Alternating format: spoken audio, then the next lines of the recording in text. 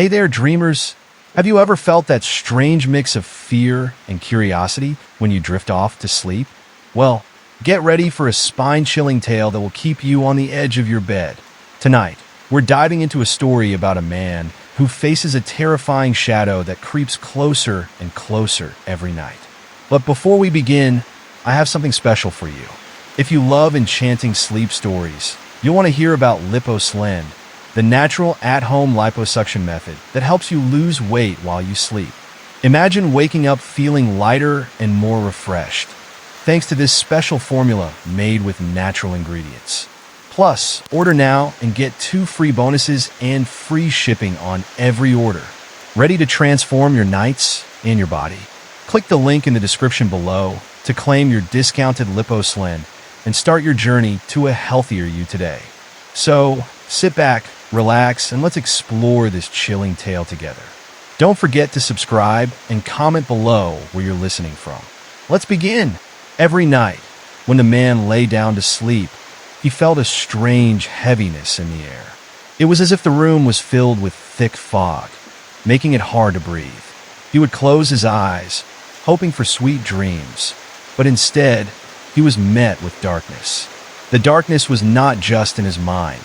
It was real, and it was waiting for him. On the first night, he felt a sudden chill as he drifted off. He thought it was just his imagination, but when he opened his eyes, there it was, a dark shadow standing at the foot of his bed.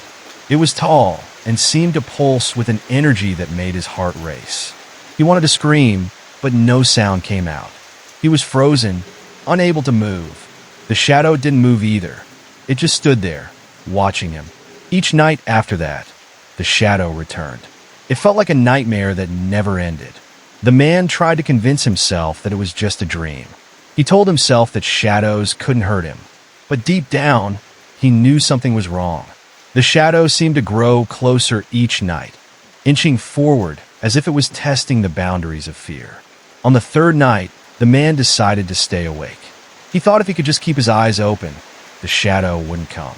He sat up in bed, clutching his blanket tightly. The hours ticked by, and he felt his eyelids growing heavy. Just when he thought he might win the battle against sleep, he felt a sudden cold breeze sweep through the room. The shadow was there again, but this time it was closer, much closer. He could see its features now, or rather the lack of them. It was a dark mass, with no face, no eyes, just a void that seemed to suck in the light around it. Panic surged through him, and he tried to shout, but his voice was trapped inside him. The shadow seemed to sense his fear, and it began to move. It glided across the floor, its form shifting and swirling like smoke. On the fourth night, he decided to seek help. He spoke to friends and family, but they dismissed his fears as mere nightmares. Everyone has bad dreams. They said, you just need to relax. But how could he relax when the shadow was waiting for him every night? He felt alone, trapped in his own mind. Desperate for answers, he turned to the internet. He discovered that many people experienced sleep paralysis and saw shadows in their rooms. They shared their stories, and he felt a sense of relief. He wasn't alone, but the more he read, the more frightened he became. Some stories ended in horror, with people claiming the shadows were more than just dreams. They were entities that fed on fear. On the fifth night, he decided to fight back. He filled his room with bright lights, hoping to keep the shadow at bay. He even placed a mirror at the foot of his bed, thinking that maybe it would reflect the darkness away. But when he turned off the lights and lay down, he felt the familiar chill creeping in. The shadow was there, and it was angrier than before. He could feel its presence pressing down on him, heavy and suffocating. The mirror reflected nothing but his own terrified face, and he realized that it wouldn't help him at all. The shadow lunged forward, and he felt a rush of cold air envelop him. He was paralyzed, unable to move or scream. The shadow loomed over him, and he could feel its dark energy swirling around him like a storm. On the sixth night, he tried to stay awake again, but exhaustion took over. As he drifted off, he felt a sharp pain in his chest. It was as if the shadow had reached inside him, gripping his heart with icy fingers. He gasped for breath, but the air was thick and heavy. The shadow was feeding on his fear, and he could feel it growing stronger. He woke up in a cold sweat, heart racing. The shadow was no longer at the foot of his bed. It was hovering above him, its dark form blocking out the light from the window. He could see its shape clearly now, and it seemed to pulsate with a sinister energy. He wanted to run, to escape, but he was trapped in his own body. On the seventh night, he decided to confront the shadow. He took a deep breath and shouted, "Leave me alone!" The words came out as a whisper, but he hoped the shadow would hear him. To his surprise, the shadow paused. It seemed to hesitate, as if considering his challenge. But then it surged forward, and he felt a wave of terror wash over him. The man realized that he had to find a way to break free from this nightmare. He remembered the stories he read online about people who had fought back against their shadows. He decided to try one last thing. He would face the shadow with light. He grabbed a flashlight and pointed it at the figure, hoping it would dissolve in the brightness. As the beam of light hit the shadow, it let out a low, rumbling growl. The darkness writhed and twisted, but it didn't disappear. Instead, it seemed to absorb the light, growing larger and more menacing. The man's heart raced as he realized that the shadow was not afraid of the light. It thrived in it. On the eighth night, he felt a sense of dread wash over him. He knew the shadow was coming for him, and he had no way to stop it. He lay in bed, trembling, as he waited for the inevitable. The room was silent, but he could hear the faint sound of breathing, his own, and something else deeper and more sinister. When the shadow appeared, it was more powerful than ever. It loomed over him, and he felt its cold breath on his face. He tried to scream, but the sound was trapped in his throat. The shadow reached out with a dark hand, and he felt a jolt of fear. It was time to face his worst nightmare, but he didn't know how to fight it. On the ninth night, he decided to take action.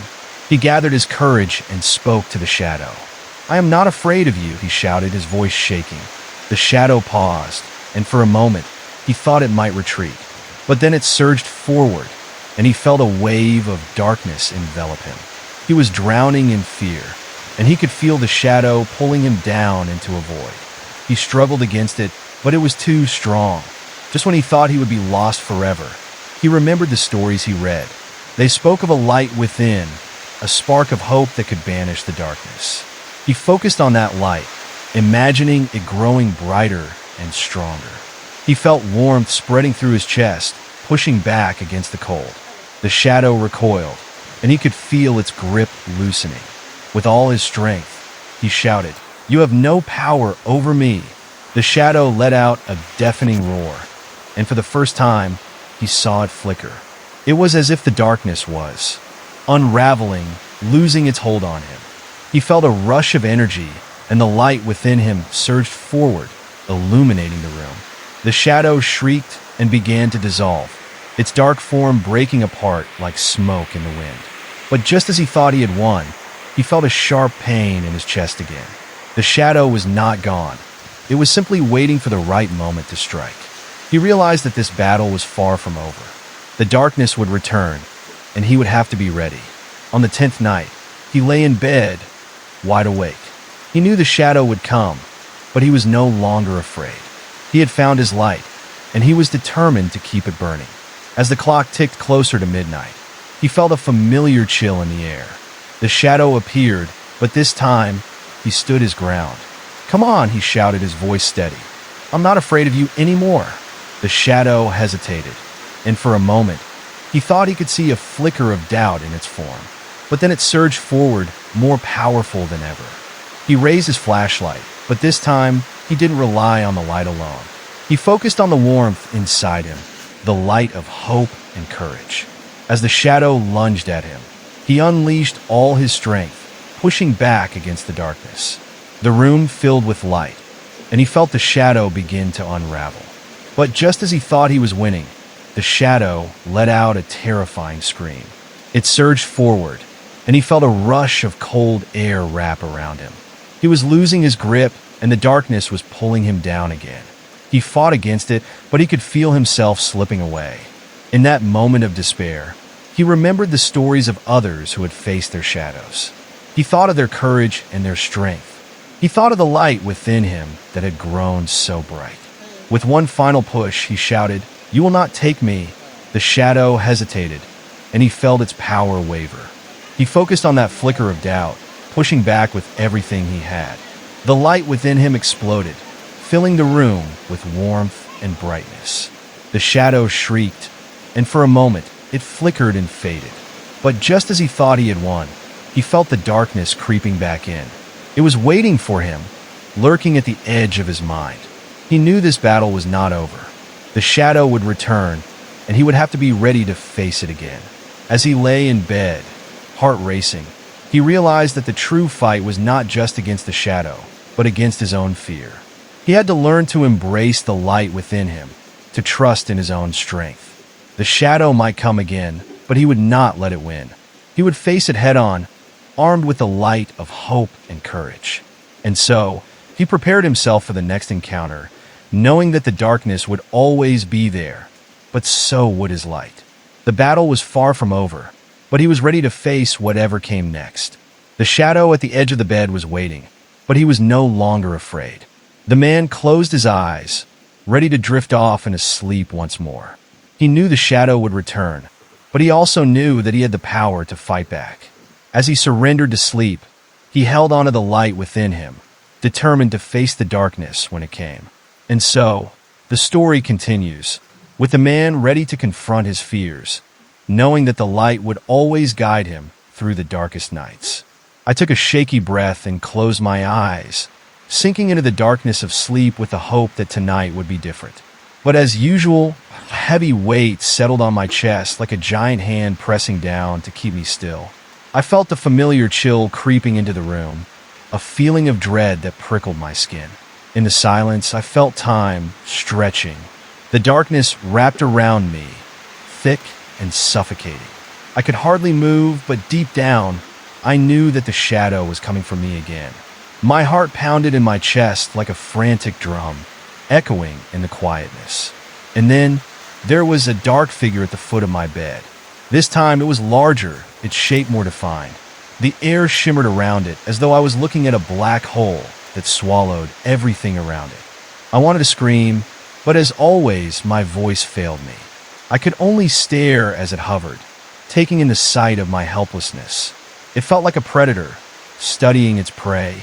Suddenly, I felt a cold breeze whip through the room, making the hairs on my arms stand up. It whispered to me. The sound was like dry leaves rustling in the wind, but I couldn't decipher the words. It was more like an invitation, or maybe a warning. My eyes widened as the shadow began to move closer, inch by inch. It was an agonizing crawl, each second stretching out like an eternity. It felt as though it was savoring my fear. I strained against the paralysis gripping my body, willing my limbs to move. I wanted to throw the blanket over my head and hide forever. But as the shadow stepped forward, I realized I could feel its energy, a darkness that seeped into my very bones, chilling me to the core. Then, without warning, the shadow lunged, its dark form flowing over me like an inky river. I felt an icy hand wrap around my throat, squeezing tighter and tighter until I thought I might suffocate. Desperation surged through me, and I thought of the light, the warmth inside that I had discovered before. I focused on it, trying to breathe life into that flickering spark. But the shadow squeezed harder, and I could feel my vision fading. My thoughts spiraled. Would I ever wake up again? Just when I thought I might black out, I summoned a burst of energy. A surge of warmth flooded me as I let out a primal scream that echoed in my mind, defying the darkness attacking me. Suddenly, the grip loosened, and the shadow pulled back slightly. I gasped for air, feeling the chill retreat for a moment, but it wasn't gone yet. It reared back like a beast waiting to pounce. I could see its shape changing. It twisted and contorted, becoming a grotesque jumble of edges and angles, flickering in and out of focus. My heart raced as it lunged again, but this time, I was ready. I swung the flashlight towards it, but all it did was illuminate the void of its form. The shadow absorbed the light as if it was asking for more. I remembered the stories I'd read, stories of those who faced their fears, They had talked about filling the heart with light from within, challenging the darkness to reveal its true form. I focused again on that inner light and released it with all of my might. The warmth spread, filling me with courage. My surroundings brightened, pushing away the shadows in the room. For a moment, I thought I saw its features shift, and it looked almost frightened. But that hope shattered as it screeched, a horrific sound that reverberated through my bones and rattled the walls. The noise cut through the silence like a knife, and I felt the darkness swell, trying to engulf me again. It wrapped around my throat, choking the breath from my lungs, as if it was trying to erase me from existence, wanting me to know that it would always come back. With newfound determination, I forced my mind into overdrive, remembering the stories I heard about how every shadow has a secret, a weakness. I concentrated on the fear. Shadows only gain strength from it. I faced the figure, heart racing but steady, and shouted, "You are nothing. You have no power." For an instant, the shadow faltered again, flickering. It almost seemed to shrink back from my words, revealing a hint of gray in the inky blackness. I pressed on, feeling the warmth within me push the darkness back. "I am not afraid of you. You are just a shadow. You cannot take me." The shadow lunged again, but this time it screamed in rage. What came next was terrifying. It made the air thick and suffocating, like a storm brewing right above my bed. The walls began to shake, and a rumbling sound pulsed through the room, as if 1,000 voices were growling in unison, trying to drown out my courage. Suddenly, strange visions flashed before me. Dark corridors and misty forests, all filled with shadows lurking just out of sight. Faces appeared in the dark, distorted and screaming, pleading for help or perhaps warning me of what lay ahead. I felt disoriented, as if the shadows were invading my mind, trying to pull me into their world where nightmares roamed free. But I clung to my inner light, recalling the faces of loved ones, their laughter echoing in my memory. I could not give in. With a final surge of strength, I pushed back harder than ever. The warmth radiated outwards, illuminating the room once more. I could feel it breaking through the fog of fear that surrounded me. The shadow recoiled, and its form began to shimmer, almost losing its shape altogether. I had finally found the truth. The more I resisted, the stronger I got. And yet, despite its fading presence, I knew it wasn't finished. It had merely retreated this time, not defeated. As I lay there, victorious yet trembling, I realized I couldn't let my guard down. I had to confront it every night. I had to keep fighting. A chilling thought crept into my mind. What if the shadow decided to come during the day? What if it learned to walk among the living? I shook my head, banishing those thoughts. I sensed that my mind was playing tricks on me, feeding my fear, trying to lure me into doubt. The shadow was simply that, a reflection of my fears, insecurities, and worries. Nonetheless, even as I lay in bed, a tightness in my chest reminded me that this was a war I couldn't afford to lose. If I didn't confront it every night, if I didn't shield my heart with that internal light, it would come back stronger, more twisted. As I settled down again, I knew I would have to reinforce my resolve. I had to prepare for tonight and every night after. Each night would be a battle, but ultimately I would win. I breathed deeply, holding on to that light as I closed my eyes. But I couldn't shake the feeling that something else lurked in the corners of my mind, a deeper horror that I hadn't yet uncovered. It felt like the calm before the storm. Would my resolve be enough? Would my heart stay true against whatever horrors waited in the dark? I couldn't know for sure. The dread lingered, a gnawing sensation that tonight wasn't over. Just as I started to drift, I heard it, a faint whisper in the dark. The voice was low and melancholy, almost familiar. "Help me," it called, echoing softly in the shadows. I snapped my eyes open, heart racing. Who was that? Was my mind playing tricks again? I glanced around the room until my eyes found the mirror I had placed there, hoping to ward off the shadow. Instead, I peered into it, and the reflection froze me in place. The face that stared back was not mine. It was a pale version of myself, eyes wide with fear, lips moving as if trying to speak, but no sound came out. Panic surged within me. I stumbled back, yanking the covers close around me, eyes glued to the mirror. It couldn't be, I thought. There's no way this was real. But there it was, the reflection, a grotesque reminder that things were changing. I knew at that moment, I was not alone in this fight against the darkness. The figure in the mirror seemed to reach out towards me, its hand extending. I could almost feel its coldness, the chill that twisted my stomach in knots. "Help me," it repeated, and I understood in that terrifying instant. It wasn't just a shadow waiting to claim me. It was a part of me, something I'd buried deep down, whispering truths I had tried to forget. The realization washed over me, leaving me cold and breathless. I was faced not only with an external threat, but also with internal struggles I had long avoided. What had I hidden away that the shadow was now bringing to light? As I sat there trembling, I could feel the boundary between fear and reality blurring. The air was thick with tension, and the shadows in the room swirled and twisted before my eyes, a storm of nightmares back to confront me. I had to find out what the shadow wanted. I had to dive deeper into the darkness to uncover the truth. With that thought, I felt a flicker of courage ignite within me. I would not be overwhelmed. I would explore the depths of my mind and face whatever demons awaited me there. Taking a deep breath, I rose from my bed, heart pounding like a drum in my chest. The air crackled with energy, thick with the untold stories of the shadows surrounding me. I was ready.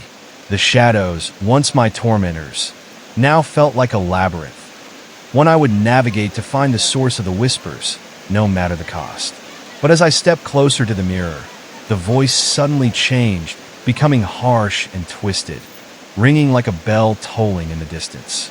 I could feel the coldness seep deeper into my bones, and I realized this journey could lead to both revelation and destruction. "What are you?" I demanded, my voice shaking but firm, the image staring back at me and the darkness swirling in the corner of my room.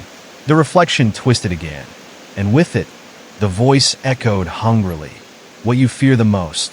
As the words hung in the air, I felt the ground beneath me begin to tremble. The shadows rear around me like surging waves, pushing me towards the edge, taunting me to dive into the abyss. "Face it."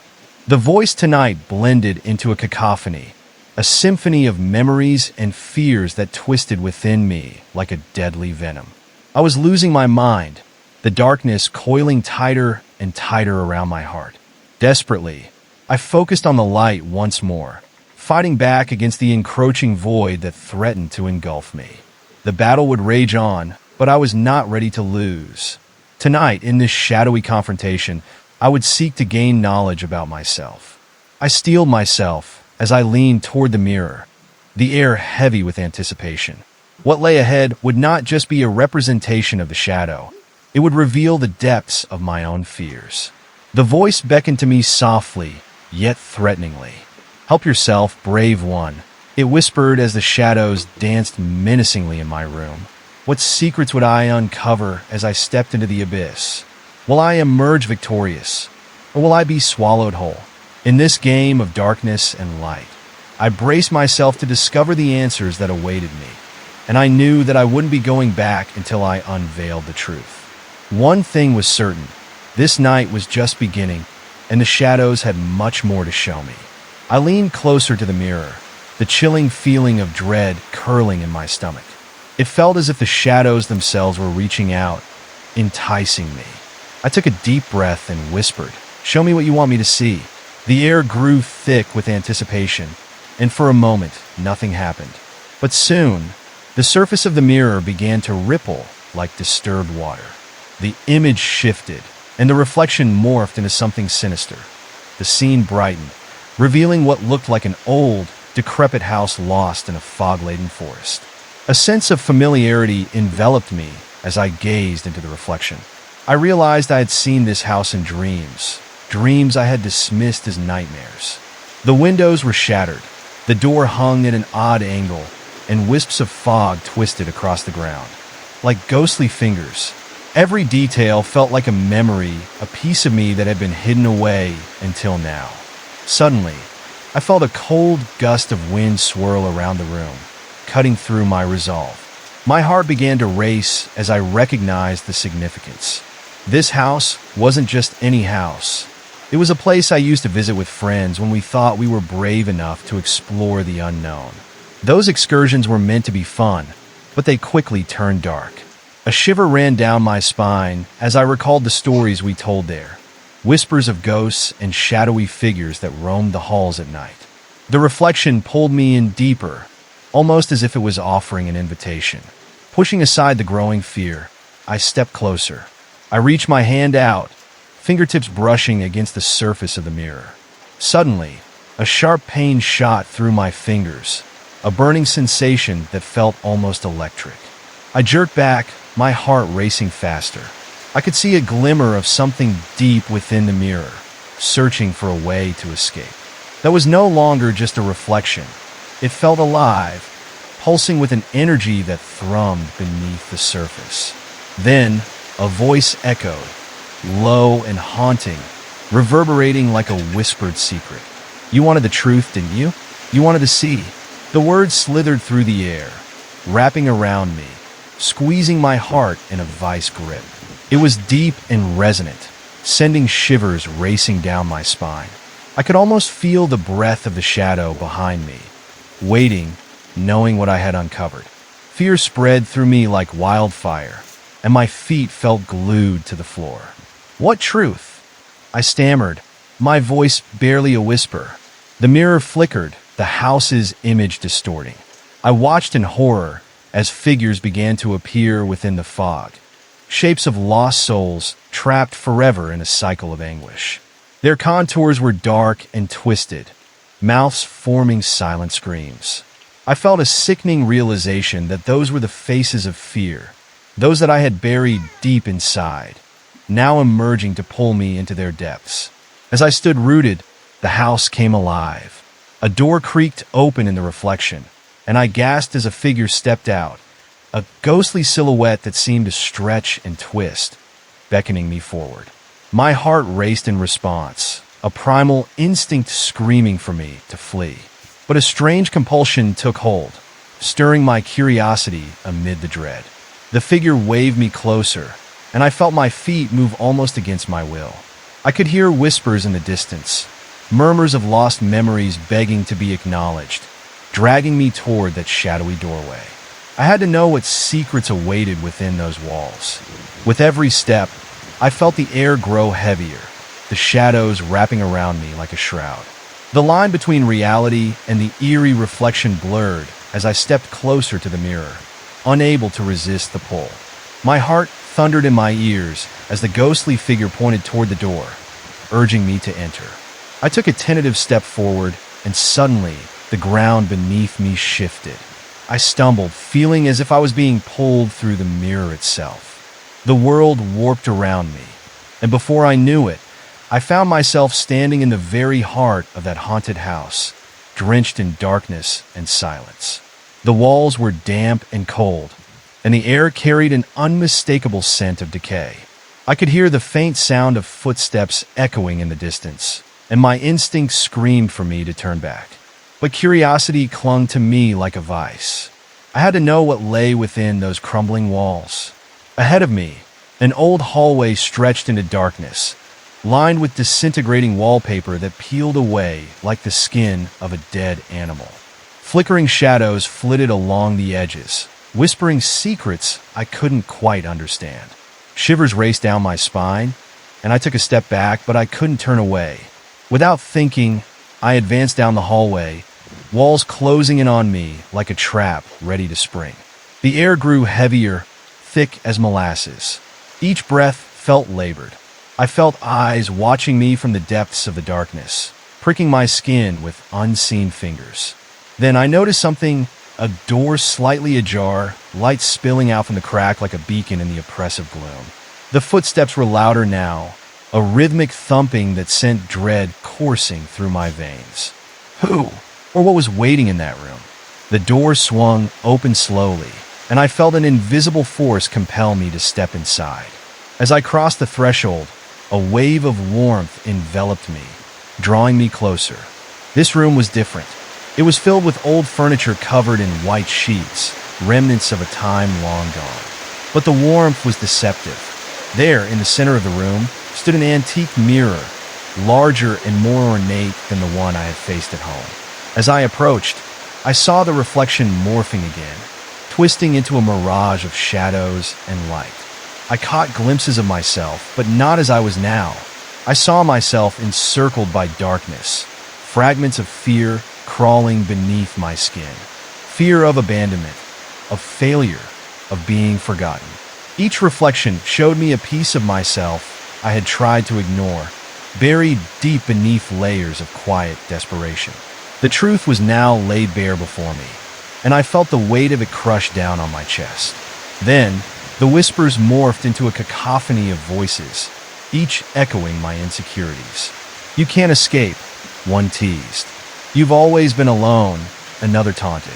"You won't survive this," a final voice hissed, sending chills up my spine. In that moment, I felt a surge of panic, and I turned to flee, but the door slammed shut behind me. I was trapped. The mirrors around the room reflected overlapping layers of my worst nightmares, spinning and swirling until I was dizzy with fear. With every breath, the shadows grew taller and darker, swirling around me like a storm. I pressed my palms against the cold surface of the mirror, desperately searching for an escape. It was a binding spell made of my own terror. The air crackled with energy, and I realized I needed to confront the shadows, to demand they release me from this nightmare. "Enough!" I shouted, forcing my voice to break through the chaos. I refused to be a prisoner of my own fear. As if in response, the shadows roared, their cries mingling with my own. The mirror's surface rippled violently, and the reflections began to distort. Flickers of light burst forth, illuminating the darkness around me. I focused on that light, calling upon it with every ounce of strength I had left. It pushed back against the encroaching shadows, illuminating my fears. The laughter of friends I had let slip away, the faces of loved ones I hadn't reached out to, and the dreams I had forsaken. Each flicker reminded me of what I had to fight for, the life still waiting for me. Suddenly, everything began to shake, the room vibrating with energy as the shadows twisted and wailed. I felt the mirror's power pulling at me, threatening to drag me back into nothingness. But I grounded myself, focusing entirely on that light, forcing it to expand until it filled the room entirely. Light erupted around me, pushing against the darkness, casting long shadows that danced ominously along the walls. The cacophony grew louder, but I stood firm. "You will not define me," I shouted, my voice rising above the chaos. The shadows howled, furious at my defiance, but to my surprise, I felt them start to retreat. With a final gasp, a terrifying, monstrous figure emerged from the depths of the mirror, its form swirling like smoke and fire, barely holding together. It lunged toward me, aiming to snuff out the light I had conjured. The desperation surged within me as I braced for impact, but instead of succumbing to fear, I raised my hands in defiance. "Go back to the dark," I cried, and as I did, a wave of pure light shot forth from my palms, engulfing the space. I could feel the shadows clawing at my essence, but I pushed harder. The dark figure screamed, its voice a piercing echo that shattered the silence like glass. The force expanded, and the shadows began to dissolve, shrinking away from the brightness. The air shimmered, and the room filled with a radiant glow.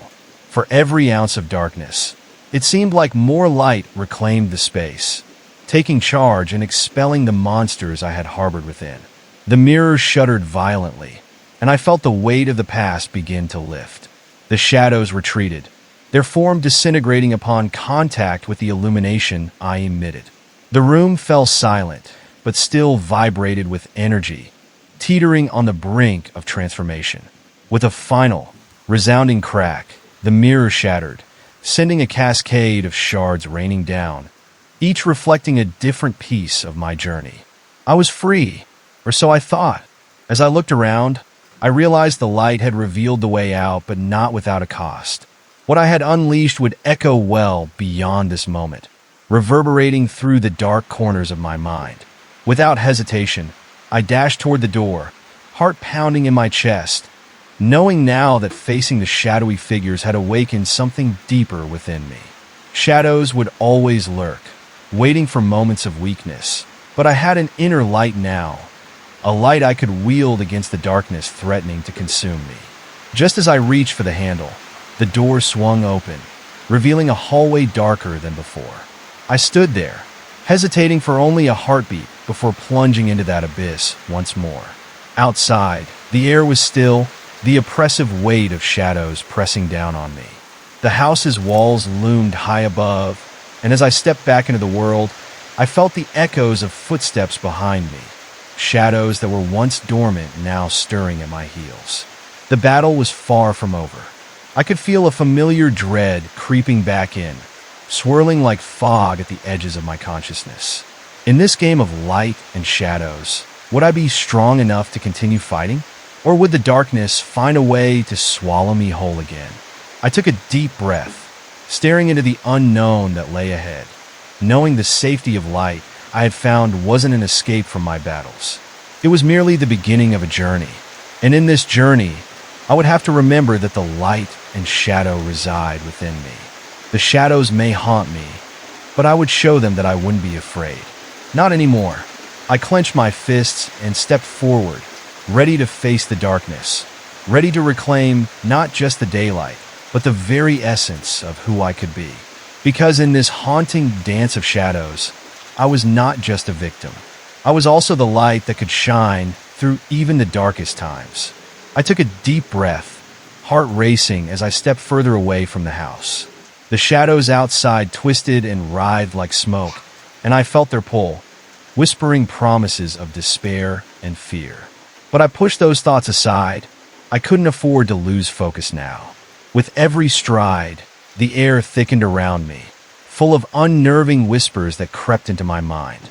I glanced back, and for a brief moment, I thought I saw something in the window, two eyes staring out, watching, waiting. A chill ran down my spine as I shook off the feeling of being hunted, forcing myself to look ahead and keep moving. But the path ahead was not what I expected. Instead of a quiet retreat from the house, I found myself standing before the dense, twisted trees of the forest that surrounded it. The gnarled branches stretched toward the sky like skeletal fingers seeking a way out of the darkness. I felt a surge of dread. There was something unnatural about the way the trees leaned, as if they had been listening to the horrors that transpired within the walls. As I moved deeper into the woods, I noticed the sound of leaves crunching beneath my feet felt too loud, echoing back to me in mocking tones. It was as if something remained in the forest, closely following my every step. Each snap and rustle sent my senses into overdrive, and I had to fight the urge to run. Just then, a sinister rustling broke through the silence ahead of me. My heart pounded, and I froze instinctively. I squinted into the darkness, trying to discern what lay ahead. The sound grew closer, and I could make out a shape, a shadow shifting between the trees. I held my breath and waited, my body still as stone. The figure emerged, and I could barely comprehend what I saw. A wild creature, its body partially hidden behind a thick trunk. Its eyes glowed with a sickly yellow hue, reflecting a hunger I had only seen in my darkest nightmares. It stepped into the dim light, filtering through the branches, revealing matted fur and sharp claws caked with something dark that resembled dried blood. I stumbled back, a wave of terror washing over me. The forest was alive with sounds, the rustles of leaves, the low growls, the things that whispered in the dark, and now this creature, a twisted apparition of my own fears. It advanced slowly, studying me with a predator's gaze, ready to pounce. My heart raced, pounding hard enough to drown out everything else. Instinct kicked in. I turned and ran, branches whipping in my face, thorns tearing at my clothes. I didn't look back, feet pounding against the uneven ground as I navigated the twisting maze of trees. The growls echoed behind me, a reminder that I wasn't alone. Desperation coursed through my veins, urging me on as I stumbled, nearly falling over hidden roots and hollows. But then, I sensed the shadows thickening around me, growing bolder, like they were tasting my fear, feeding off it. It was suffocating. I could feel their cold tendrils reach out, as if trying to pull me back into the darkness of the woods. I fought against the growing weight, recalling the light that had surrounded me in the house. Gathering whatever strength I had left, I envisioned that light shimmering in the depths of the shadows, draining the darkness around me. I yelled into the void, "You will not take me." The words echoed through the trees, growing louder, vibrating with defiance. With each shout, I felt the tension in the air shift. The creature behind me hesitated, and I seized that moment to push forward. I ran blindly. My mind raced with thoughts for what lay ahead, praying for a way out. Suddenly, I burst into a small clearing bathed in silver moonlight. The beauty of it startled me, contrasting starkly with the terror I had just fled. But my relief was short-lived. In the center of the clearing stood an ancient stone structure, half collapsed, with vines coiling around it like serpents. There was an unsettling aura surrounding it, a sense of ancient wrongness that made my skin crawl. Instinctively, I knew I had to go inside. Maybe the structure held the answers I needed, a way to confront the darkness instead of running from it. I approached cautiously, every step echoing ominously in the stillness. The door, hanging on rusted hinges, creaked open at my touch, revealing a pitch-black void inside. As I stepped over the threshold, the air turned icy. The echo of my footsteps reverberated darkly, and I felt the walls close in. A musty smell filled my nose, and I strained to see anything in the void. Slowly, my eyes adjusted, and shapes began to materialize. Old wooden beams, crumbling walls, and shadows that seemed to move independently. Then, I felt them, the whispers again, swirling around me like a storm, rising and falling like the tide. They spoke of secrets too horrific to share, fragments of lives lost within these walls. I swallowed hard, feeling the weight of anguish settle deep in my chest. This place was a graveyard of fears. Every soul that had entered had left a piece behind. Suddenly, I heard a faint sobbing coming from beyond a shadowy corner. My pulse quickened, and against my better judgment, I treaded further inside. Each step I took, the darkness seemed to pulse like a heartbeat, giving life to the sorrow that filled the air. When I reached the corner, I found nothing, just an old, cracked mirror leaning against the wall. I approached, the sobbing growing louder. I stared into the mirror, my own reflection staring back at me, eyes wide with confusion and defiance. But then I saw it, a blurred figure behind me, its face obscured in shadows, and I felt a cold hand grip my shoulder. The sobbing stopped abruptly, replaced with a chilling silence. I turned quickly, and the shadow was gone, but something inside me felt off, twisted. I turned back to the mirror, heart pounding. "Who are you?" I demanded into the glass, the words gaining steadiness despite the terror clawing at me. The reflection churned violently, morphing into the familiar place, the forest, my friends laughing and daring each other to enter the house. I gasped, recognizing the scene, but it twisted into darkness.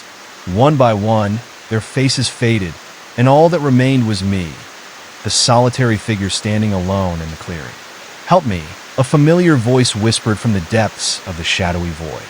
My pulse quickened again. The voice belonged to someone I knew well, someone I had let slip away. "Please help me," the voice pleaded, echoing around me. I felt the urge to reach out, to say something, but the words caught in my throat. The whispers descended again, wrapping around me, urging me to look deeper into the mirror, to confront my own failures.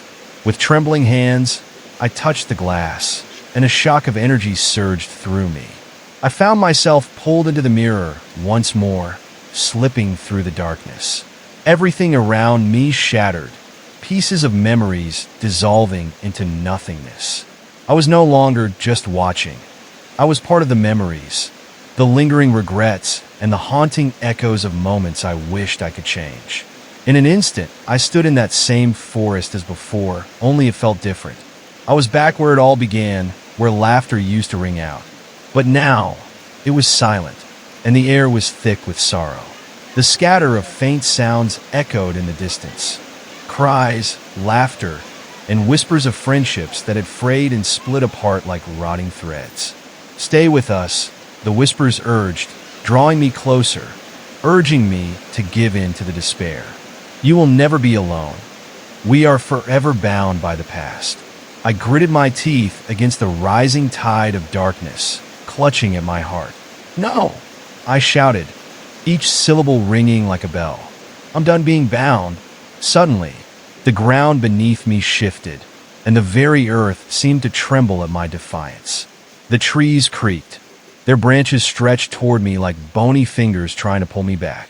Just as the darkness began to engulf me, I felt that light within me surge again, breaking through the shadows. I envisioned the warmth radiating, expanding throughout my being, roaring like a wave washing over the suffocating darkness. "Get away from me!"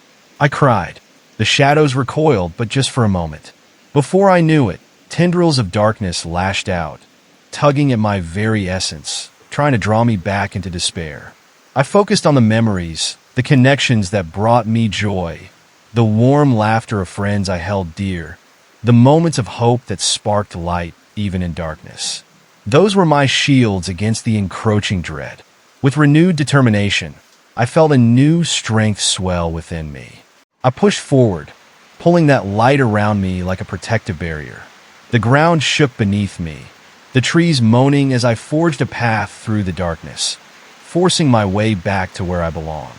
And as I stumbled through the shadows, the faces of my friends flickered and shimmered in that darkness. I could hear their laughter, their encouragement echoing in the recesses of my mind. In that moment, I realized I could gather my strength from those connections, from those bonds that had formed my heart. They fought beside me, urging me forward. I emerged in the clearing once again, heart pounding with newfound vigor, feeling the cool night air wrap around me like a familiar embrace as the shadows began to retreat, fraying at the edges. I took a moment to catch my breath, feeling the power of the light shimmering through me. But as I turned back to the forest, I felt it, the haunting sense of unfinished business. This wasn't the end of my journey. It was merely the beginning. The shadows would always linger, creeping at the edges, whispering and taunting. I realized that the only way to defeat that darkness was through understanding myself and facing the fears I had long buried away. Determined, I stepped forward again, ready to confront whatever lay ahead. With each step, I would reclaim pieces of myself that the shadows could not take. The light would guide me, and the shadows would never again control my destiny. But as I moved into the heart of the darkness, I couldn't shake the feeling that something awaited me, something more profound than mere ghosts of the past. Whatever it was, I would face it, because I knew now that I had the power to carve through the shadows, to reclaim my story, and to fight back against the lurking fears that had once defined me. And as the chilling breeze brushed against my skin, I heard a whisper intertwining with the shadows. "You're back." It sounded almost pleased, echoing around me like a promise, a sinister promise. I knew at that moment, everything was about to change, and the real confrontation was only just beginning. As I stepped deeper into the shadows, an unsettling silence enveloped me. The air felt thick, as if it were charged with an unseen energy. I could almost hear my heart thudding in my chest, each beat reverberating through the stillness. The trees loomed large overhead, their twisted branches stretching out like skeletal hands, slicing through the gloom. A sudden rustle came from behind me, making me whirl around, but there was nothing there, only the suffocating darkness. The wind picked up, carrying with it a chill that clung to my skin like a warning. I pressed onward, each step drawing me closer to an unknown threat that seemed to pulse in the air, waiting. Then, almost without warning, a low growl erupted from the shadows, making the hair on the back of my neck stand on end. I froze, scanning the trees, now convinced I wasn't alone. The sound grew louder, a low rumble that reverberated all around me, echoing off the trunks as if taunting me. I could feel the ground shaking beneath my feet. "Face me," I murmured under my breath, attempting to muster feigned bravery. But deep down, I was terrified. I felt the very essence of the forest shift, as if it were watching, waiting to see what I would do next. In the eerie silence, every heartbeat felt like a countdown to an inevitable doom. Then, from the darkness emerged a figure, a lean, shadowy form that was unlike anything I had seen before. Its eyes glinted like shards of glass, soulless and ravenous. It stood tall, its limbs elongated in a grotesque way ripped. And with that thought, I took a deep breath, ready to face whatever came next, determined to carve my path in a world where shadows and light intertwined. But the minute I stepped outside, the world felt different. The crisp night air that had once been refreshing now held an unsettling chill, like the breath of something lurking just beyond the trees. I glanced back towards the cabin. It had become just as dark and warped as the forest around me, almost as if it were another extension of the shadows, waiting to ensnare any who dared to linger too long.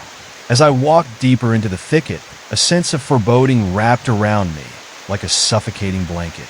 Each rustle of leaves sent shivers skittering down my spine. It felt as if the very woods were alive, watching, waiting for the opportune moment to strike.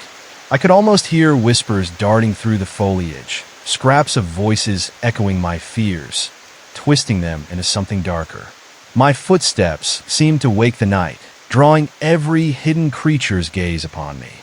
The path grew narrower, and it was there that I stumbled upon a clearing that felt wrong. A stone circle stood at its center, ancient and weathered, its surface slick with a dark sheen that shimmered under the ghostly light of the half-moon. I approached cautiously, feeling an irresistible pull towards the stones. They seemed to hum, a low, mournful sound that resonated with something deep within. Suddenly, from the edge of the clearing, a figure materialized. It was a woman, her hair wild and unkempt, the fabric of her dress flowing like shadows around her. Her eyes were wide, reflecting the moonlight, yet they held an emptiness that sent icy fingers crawling up my back. "You must not disturb the circle," she said, her voice echoing as though it came from a place beyond this world. "It is a gateway. A gateway," I repeated, fear tightening my throat. She nodded slowly, stepping closer, her movements almost ethereal. "To the other side. Those who enter must not return. They become part of the whispers." Her gaze bore into me, filled with warnings wrapped in dread. I felt the ground tremble beneath my feet, as if the stones themselves were beckoning me, eager to ensnare another soul. Panic swelled inside me. "What happens if I don't enter?" I asked, my voice trembling. "Then you must face the shadows alone," she replied calmly. "They will consume you slowly, piece by piece." A terrible realization struck me. The shadows were not just outside. They invaded the depths of my mind, feeding off my fears and regrets. I knew I had to escape before they took root. But even in my desperation, I felt the pull of curiosity, a desire to know what lay beyond the stones. Before I could react, the woman reached out and touched my shoulder. The moment her fingers grazed my skin, a jolt of energy coursed through me. Visions flashed before my eyes, brief glimpses of what had been and what could be. My friends smiling, laughter brightening the gloom, followed by images of their faces gone pale with despair, shadows clawing at them, pulling them into an endless void. "I can help you," she whispered, her breath cold against my ear. "You can join us. Release yourself from the burden of choice." With those words, a surge of warmth ignited in my core, battling the chill enveloping me. Did I dare let go of everything? The answer felt just within reach, yet instinctively, I stepped away from her grasp, shaking my head. "No, I will not be another whisper lost in the dark." Her face twisted in frustration, and she turned toward the stone circle, chanting in an ancient tongue that resonated with the very air around me. The ground trembled violently, and the stones glowed with a sickly light. My heart raced, the fear coursing through my veins like ice. Suddenly, grotesque shapes began to materialize in the clearing, shadows pooling and flowing from the stones. They writhed and twisted, forming figures that seemed to reach out, grasping for me with long, clawed hands. Their eyes burned like embers, hollow with hunger. "Join us," they echoed as a chorus, voices swirling like smoke, wrapping around my mind. "You are one of us?" I stumbled back, my instincts screaming for me to run. The shadows lunged, their movements fluid and dark, aiming for my very essence. I felt a cold grip on my ankles, dragging me toward the stones. Desperation seized me, and with a primal scream, I tore free, sprinting past the woman and into the trees, my heart pounding like a war drum. Branches whipped at my face as I ran, and the darkness behind me surged forward, hungry for my escape. I could hear the figures shrieking, their voices distorted and filled with rage. They promised torment, endless whispers, if I evaded them. "You cannot run forever," they howled, the sound echoing through the night. Each step felt heavier, as though the shadows were clutching at my legs, trying to drag me back toward that cursed circle. I was losing ground, could feel the darkness creeping closer as my breath came in gasps, burning my lungs. Desperation drove me deeper into the woods, searching for a way out, a fragment of light, anything to escape this nightmare.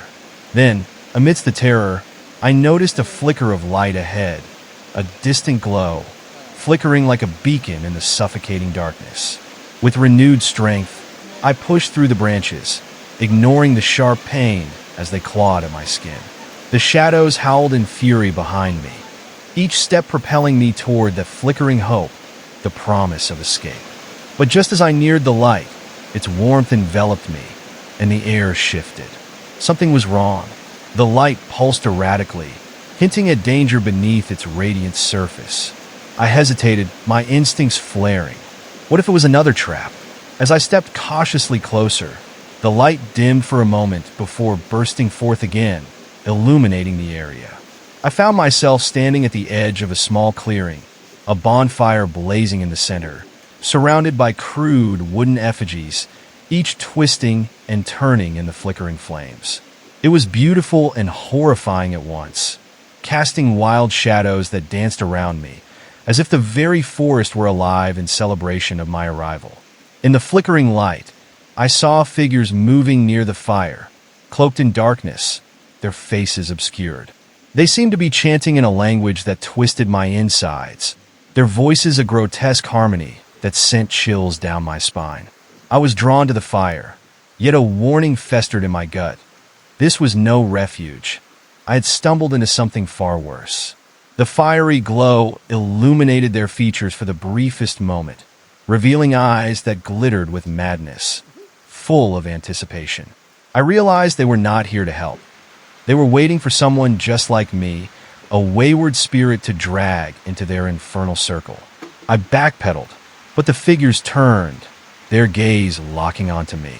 Faces twisted in grotesque smiles, revealing teeth far too sharp for any human.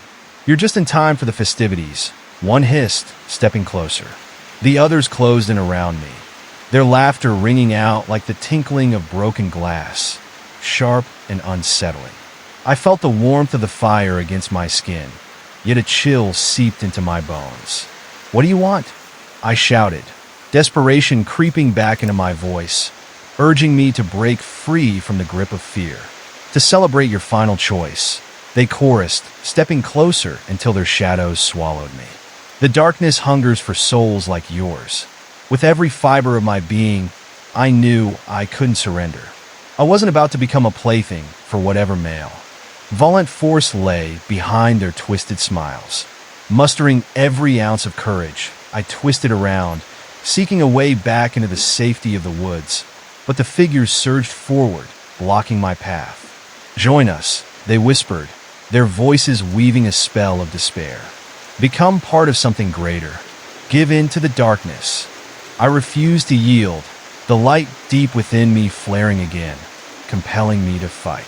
"No, I won't be consumed," I screamed, feeling the surge of energy course through me, pushing back against the tide of darkness closing in. With a primal roar, I lunged toward the flickering flames, expecting the fire to burn, to offer me refuge from the darkness that threatened to swallow me whole. But as I leaped into the light, everything shifted. My heart raced and time seemed to freeze. The flames flared high, and I felt a wave of heat wash over me.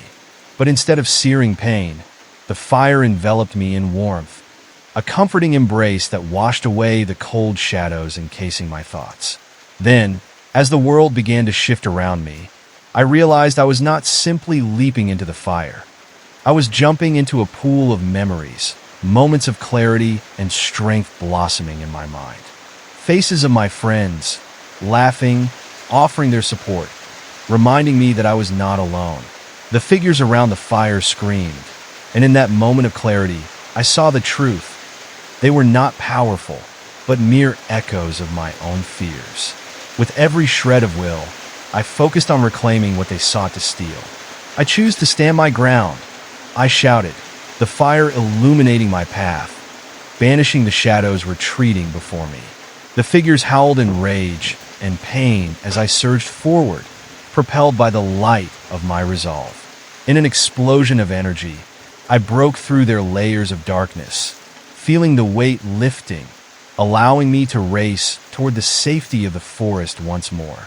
I didn't look back, each step fueled by the promise of freedom. But just as I reached the edge of the clearing, a chilling voice echoed behind me, cutting through the night like a knife. "You may have escaped, but the shadows never truly leave. They belong to you now." The words sent a shiver down my spine as I rushed into the night, the path ahead winding uncertainly.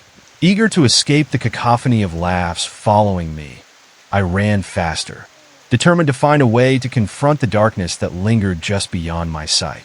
The trees closed in once more, but now I was different, stronger, armed with the knowledge that I could battle my internal demons. I pushed forward into the night, ready to confront whatever awaited me, because I knew that coming face to face with the shadows was only the beginning of reclaiming my soul.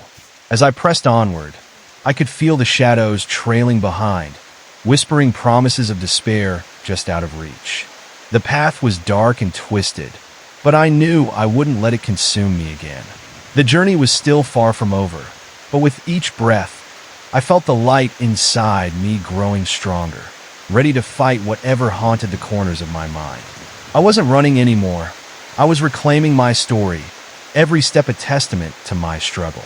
And as the forest throbbed around me, I prepared to face the darkness once more, knowing that true victory lay not in escaping it, but in embracing everything I had faced and transformed. But with each step I took, the tension in the air thickened. The silence that surrounded me felt oppressive, like a weight pressing down on my chest. Trees loomed overhead, their gnarled branches twisting into grotesque shapes, almost like fingers reaching out to ensnare me. A sudden rustle in the underbrush made me freeze, heart pounding. I turned slowly, squinting into the darkness. Shadows danced among the trees, flickering just beyond my line of sight. My instincts screamed that I wasn't alone, that whatever I had left behind in that clearing was now following me, hungry and angry for my defiance.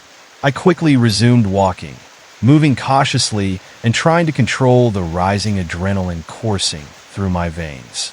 The path had become a winding maze, each twist and turn more unfamiliar than the last. The air smelled damp and earthy, but intertwined was that faint, sour stench of decay, a smell that sent a wave of nausea through me. Then I heard it, a whispering noise that seemed to curl around my mind like a snake. It was low and seductive, calling out to me in a voice that felt familiar yet sinister. "Come back to us," it urged, seductive and slow, drenched in an eerie familiarity. "You can't escape your fate." Panic gripped me. I quickened my pace, darting down the path, but the shadows echoed my movement, restless and mocking. "You're one of us now," they hissed in harmony, their voices melding into a cacophony that pulled at my sanity. Suddenly, I stumbled across a clearing bathed in an ethereal glow. The light was strange, flickering like a candle caught in a breeze, casting long, frantic shadows across the ground. Intrigued but wary, I stepped closer, half hoping to find some refuge away from the darkness. In the center of the clearing stood a large tree, its trunk wide and gnarled. Branches twisted upwards, clawing at the sky. But there was something strange about the tree. Its bark was slick, glistening as though coated in something dark and wet. As I moved closer, I noticed what appeared to be faces, screaming visages carved into the bark, their mouths wide open in silent cries. I froze, dread clawing at my insides. Before I could back away, the ground trembled, and roots began to swirl and twist beneath the fallen leaves. They emerged like snakes, slithering toward me with purpose. A chill shot through my veins. I couldn't move, fear rooting me to the spot. "Help us!" The faces on the tree whispered in unison, their cries muted, yet filled with desperate sorrow. "We are lost, just as you will be." The haunting sight brought back memories. Faces of lost friends and family, all consumed by the shadows. I felt the weight of their anguish pressing down, wrapping around me like chains. The roots inched closer, cold and unyielding, as if they were alive and ready to trap me forever. With a sudden burst of clarity, I fought back against the paralysis gripping me. I knew I couldn't let despair take control. Gathering all my strength, I shouted, "I will not join you." The moment the words left my mouth, the ground shook violently. The faces on the tree contorted, their expressions morphing into rage and anguish. "You defy us?" they screamed, echoing through the clearing, twisting into an agonizing symphony that rattled my bones. I took a step back, feeling the roots flail in frustration, hesitating only a moment before I turned to flee. I sprinted back into the dark woods, branches clawing at me, each step filled with a raw, instinctual fear. But the whispers followed, echoing, swirling around me as I rushed deeper into the forest. "You cannot escape the curse," they chanted, their tone both mocking and menacing. "You are forever entwined with us." The trees began to shift and swirl, the path fading as the woods transformed into an endless maze, branches twisting and curling to block my escape. I could hear the beings lurking, watching, waiting for just the right moment to ensnare me again. Just when I thought I might lose my grip on sanity, I spotted a flicker of light up ahead, a faint glow breaking through the shadows, dancing like the flicker of a lantern. Desperation pushed me forward, willing my feet to carry me towards it, my heart pounding in time with the frantic whispers that chased me from behind. As I drew closer to the light, a figure emerged from the shadows, a silhouette forming in the flickering luminescence. "Stop!" it cried, voice sharp as glass. "You must turn back." I skidded to a halt, glancing back at the encroaching darkness, then back to the figure standing at the edge of the light. It was a man, gaunt with sunken eyes that seemed to hold centuries of nightmares. His face twisted in fear, like he had witnessed horrors I could hardly comprehend. "Don't let them take you," he shouted again, panic rising in his voice. "They feed on your doubts and fears. You must banish them before they consume you." "Who are you?" I managed to gasp, my breath coming in ragged waves as the shadows lurked just out of reach, seething and writhing with frustration. "I was like you, lost, desperate," he uttered, his voice tinged with madness. "I thought I could escape, but they bind you to this forest, to the darkness. Help me," I pleaded, the weight of despair pressing down on me, squeezing at my throat. "What can I do?" He stepped closer, eyes wide with urgency. "You must face your truth. Look into the darkness. Claim what is yours. Only then can you break free." His words sank in, a flicker of understanding igniting within me. It made sense. My journey wasn't about running from the shadows, but about confronting them head-on. But fear gripped me. The very thought of facing what lay within made my heart race and my palms sweat. "Do it now," he urged, a desperate edge creeping into his tone. "Before they seize you." I trembled, swallowed by dread. The shadows surged closer, and I felt their presence wrap around me, cold, suffocating. They whispered promises of despair, attempting to snuff out the light of hope flickering within me. Taking a deep breath, I turned my gaze into the darkness, forcing myself to face the very thoughts that had chained me for so long. Visions of my failures haunted me, words left unsaid, friendships abandoned, moments lost in self-doubt. Each memory felt like a dagger, twisting and turning in my gut, and I almost stepped back, but I pressed on, louder than the whispers. "You don't control me," I shouted into the void, refusing to let them claim my spirit.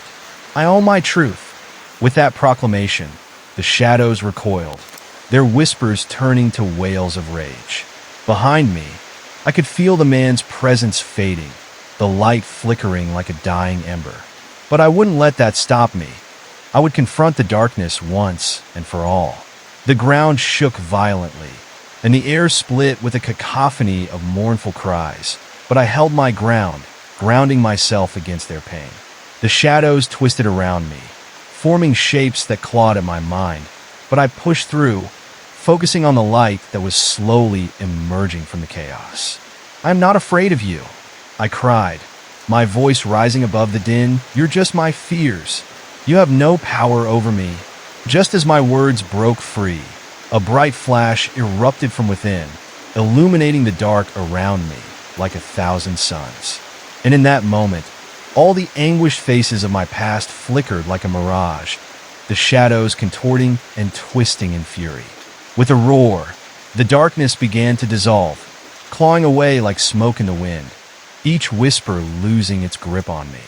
The man's visage reappeared briefly before the light surged, and I saw hope reflected in his eyes, genuine and unwavering. But just as I thought I might have triumphed, an enormous shadow loomed over me, writhing and pulsating. Its form was indistinct, a shapeless mass filled with tentacles that reached out, grasping for me like hungry hands. "Foolish child," a voice hissed from within the darkness, deep and ancient. "You think you can defy me? I am the manifestation of every doubt, every regret."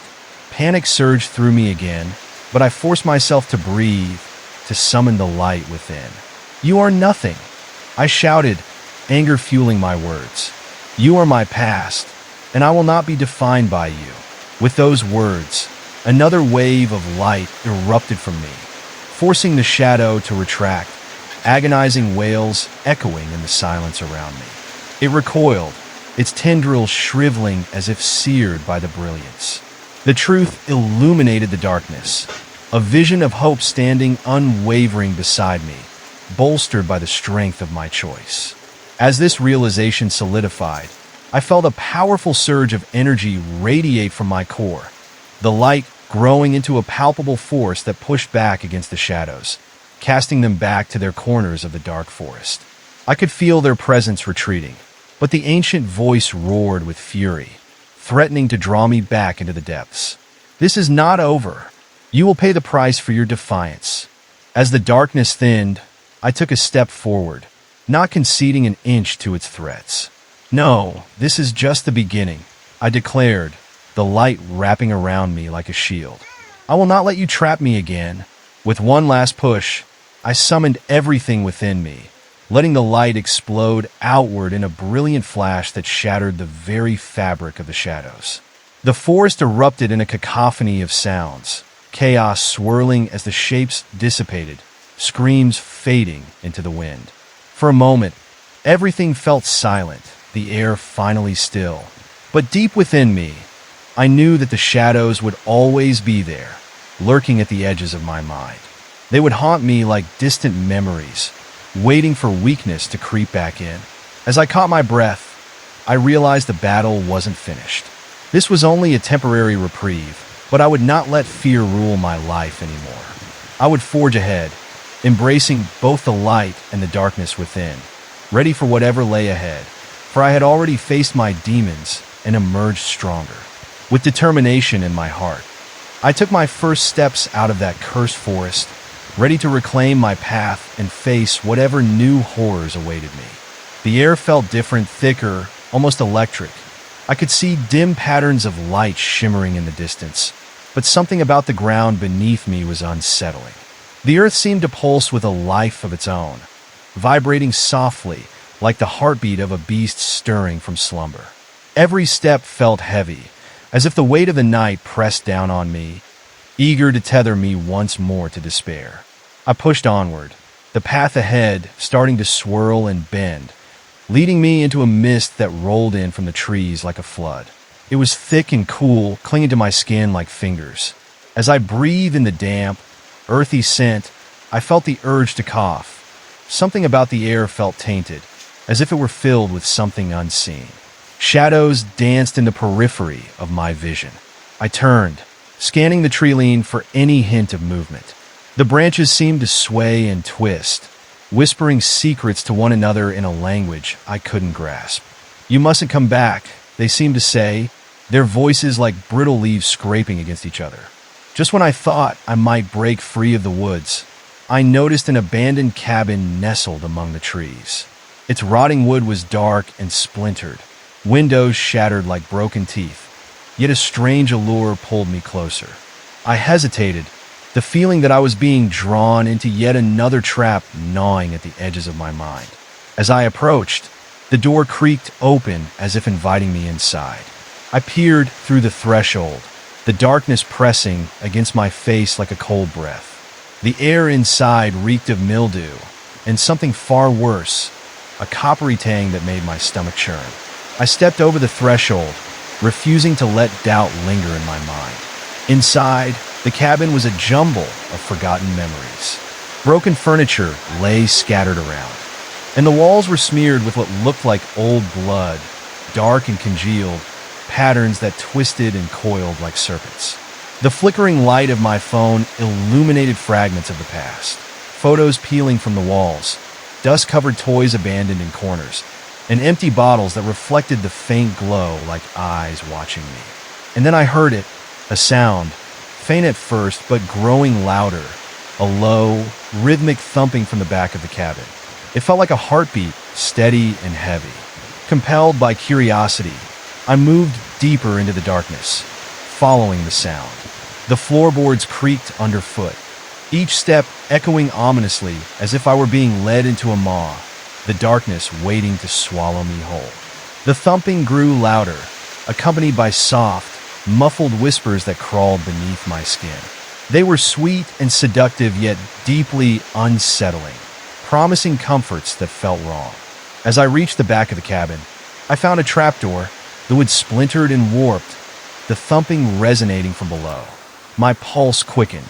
Every instinct cried out for me to flee, yet I felt an inexplicable pull drawing me closer. With a trembling hand, I grabbed the rusted handle, and with a harsh tug, it swung open. A staircase led down into the void, darkness swirling like a living entity. The stench that wafted from below was overpowering, sour and burnt, reminiscent of charred flesh. I hesitated, gazing down into the abyss, a cold dread pooling in the pit of my stomach. Determined, I took a step into the dark, finding footing on the creaking steps. Each step felt like a descent into madness, the world above fading away until I was enveloped by shadow. The thumping was now a cacophony, rising and falling like a tide. I finally reached the bottom, squinting through the thick darkness as dim shapes began to come into focus. Before me lay a grim scene, an underground chamber, with walls lined by grotesque carvings depicting twisted figures engaged in ancient rituals. The thumping grew deafening, and I realized with horror that it wasn't just sound, it was the sound of what lay before me. In the center of the room, a crude altar jutted up from the ground. The thumping pulse emanated from a bound figure resting atop it, blood leaking from gaping wounds and pooling onto the floor. Fear raced through me, a hot wave of nausea as I recognized a familiar face. When I thought lost, a friend trapped in a nightmare I had been trying to escape. "Help me," they cried, their voice hoarse. barely audible over the rhythmic thumping. Desperation clawed at my heart as my gaze flew to the corners of the chamber. Shadows lingered there, undulating and whispering vile secrets, taunting me with visions of despair and failure. "We told you not to come back," a whisper coiled around me, rich with malice. "You can never leave." I backed away, dread settling over me like a shroud. The shadows wriggled closer, sensing my fear, their voices rising in a crescendo, echoing my name. "Join us, join us, join us!" "No!" I screamed, the words bursting from me as I fought against the encroaching terror. "I won't give in to you." That cry shivered through the air, and for a moment, the whispers faltered. The horrifying figures surrounding the altar recoiled slightly, their tendrils of darkness wavering. Determination surged within me, igniting a fierce need to save my friend from whatever fate awaited them. I approached the altar, ignoring the revolting stench. As I reached them, their eyes widened with fear and pleading. "Please, get me out of here," they gasped, struggling against the restraints binding them to the altar. I quickly began to fumble with the ropes, tension vibrating in the air around us, the shadows lurking closer, eager to strike, eager to reclaim what they believed was theirs. There was no time to waste. I clawed frantically, my fingers slipping on the rough fibers of the rope as the whispers grew louder, blurring my thoughts. I could feel the weight of dread seeping into my bones, like a cold fog wrapping around me. But I pushed through the rising tide of panic. "Keep fighting," I urged my friend, their gaze sharp but the light fading. "I'm almost there." At last, the ropes gave way, and my friend gasped, their body weak but free. "We need to go now," they rasped, the urgency in their voice slicing through the fog of fear. Before we could move, the shadows erupted, swirling around us in a furious tempest. They shrieked, their voices a chorus of anguish and frustration, clawing at my mind, slicing through the dim air with an ice-cold grip. "Foolish souls," one of the shadows boomed, a forceful voice that resonated with ancient authority. "You cannot escape the pact." I grabbed my friend's hand, adrenaline rushing as I bolted toward the stairs. In that fleeting moment, a blinding light erupted from the altar, and the shadows shrank back in horror. The binding darkness shuddered violently, as if the very essence of their power was unraveling. "We will find you again," they shrieked, their collective voice rising in a desperate, furious lament, but I didn't hesitate. We raced up the stairs, the dark tendrils scraping at our heels, desperate to claw us back into the depths of despair. Bursting out of the cabin, the cool air hit me like a wave, but I didn't stop. We fled into the forest, branches snapping underfoot, a cacophony of chaos following us. The whispers and screams melded into a frenzy, but I wouldn't look back, wouldn't let the shadows claim us again. With every sprinting step, I felt the oppressive darkness begin to lift, the weight of fear loosening its grip. The oppressive feeling eased, and instead of shadows, I saw glimmers of starlight peeking through the canopy above. But I knew better than to let my guard down. The forest had ears, and the shadows had not forgotten us. They were lurking, waiting for a moment of weakness, ready to seize us back into their cold embrace. "Keep moving," I urged, glancing over my shoulder. The oppressive quiet was slowly returning, the dark forest still again and ominously calm. We slipped through the woods, hearts racing, until we broke free of the trees and into a clearing bathed in moonlight. The relief was almost palpable, the ethereal glow shimmering over the damp grass. But as we caught our breath, reality crashed over me like a frigid wave. I turned to see my friend's face, a mixture of confusion and horror reflecting back at me. "Well, what just happened?" they stammered, trembling. "Are we safe?" The shadows whispered from the tree line, creeping slowly at the edges of the clearing. Their presence felt even in the soft moonlight. "No," I murmured, dread pooling again. "We're not safe yet." Suddenly, the very ground we stood on felt unstable, a low rumble vibrating beneath our feet, as if the earth was protesting the darkness that encroached upon us. The shadows were not just waiting. They were gathering, coalescing into a shape, forming a twisted figure that defied description. Its form grew clearer, taking on the shape of a man, but something in its eyes, those empty, depthless voids, reminded me of the darkness I had just escaped. "You think you can run?" it said, voice echoing like thunder through the stillness. "You will always belong to us." I grabbed my friend's hand, feeling the fear creeping back as the figure advanced. "We have to fight it," I shouted, my heart pounding. The darkness erupted from the figure, tendrils slashing through the air toward us. I closed my eyes, forcing all my remaining strength to the surface, determination flaring bright. I wouldn't let them take us. Again, not now, not ever. "Stay with me," I yelled, channeling everything I felt into a brilliant burst of light that exploded from my core. Luminous energy engulfed us, forcing back the darkness as the figure recoiled in agony. "No!" it screamed, rage cascading through the air, shaking the ground beneath us as it clawed at the edges of the light. "You cannot escape your fate." But deeper within me, I felt the truth rise. This was my fight, my story.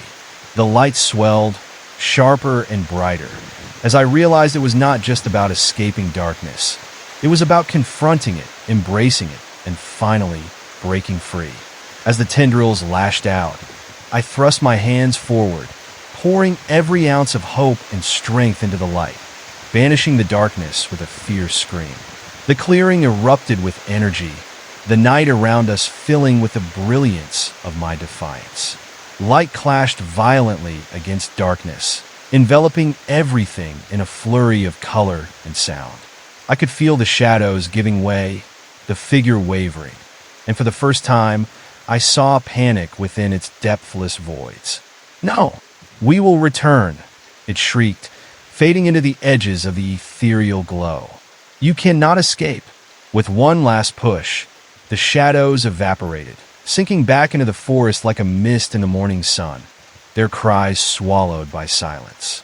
Breathless, I stood in the clearing, the calm of the night returning around us, the weight of fear finally lifting. My friend turned to me, wide-eyed, the relief palpable between us. "We did it," they whispered, a mix of disbelief and gratitude crashing over them. For the first time since entering the woods, I felt a surge of something powerful, victory. But deep down, I knew the battle against the darkness was not truly over. It would linger like a specter at the edge of my mind. The shadows would wait, watching, biding their time, ready to strike when I least expected it. Yet, in that moment, standing in the moonlit meadow, I was finally free. And I vowed to never let fear control my path again. Together, we turned to leave the haunted woods behind, walking forward into the unknown. Together, we turned to leave the haunted woods behind, walking forward into the unknown. The silence felt heavy around us, the lull of the night almost eerily peaceful. Yet, the shadows that had chased us lingered somewhere in the distance, their dark whispers echoing in my mind, never fully fading. I kept glancing over my shoulder, waiting for the shadows to reform and pounce. My heart raced, each beat pounding my chest like a war drum. The night air felt suffocating, pressing against my lungs, making it hard to breathe. I didn't want to believe we had truly escaped. After all, I could still feel the darkness swirling just beyond the trees, lurking, biding its time. As we ventured deeper into the woods, the path began to twist and turn, somehow less familiar than before, as if the forest was alive, shifting itself to trap us within its embrace. The trees loomed larger, their gnarled branches reaching down like skeletal hands. I stumbled on a root, catching myself just in time. "We need to be careful," I warned, my voice barely above a whisper. The further we walked, the more the atmosphere shifted, from haunted to malevolent. I could feel eyes watching us from the darkness, hidden among the branches, and the sensation crept into my bones like ice. The air grew thick again, heavy with the same foul stench I had encountered in the cabin. I turned to my friend, hoping to find reassurance in their expression, but instead, I saw fear mirroring my own. "Did you hear that?" they asked, scanning the trees. I paused, listening intently. A low, guttural growl reverberated through the air, sending chills down my spine. The noise was grounded, primal, unlike anything I had heard before. "We need to move," I urged, my voice trembling. We picked up pace, nearly running through the darkness. But the forest was alive with sound now. Twigs snapped underfoot, resembling sharp cracks of thunder in the stillness. In the distance, I could see shadows darting between the trees, flitting just out of sight as if something was keeping pace with us, stalking us. With every step I took, the shadows surged closer, mocking my hurried movements. Unseen laughter echoed lightly, chilling my spine. "Don't look back," I said, urging us both to focus on the path ahead. But my instincts screamed for me to turn, to confront whatever was following. I could feel the pressure building, the tension thickening in the air. The feeling of being hunted became overwhelming, suffocating as the growls grew louder around us, reverberating through the trees.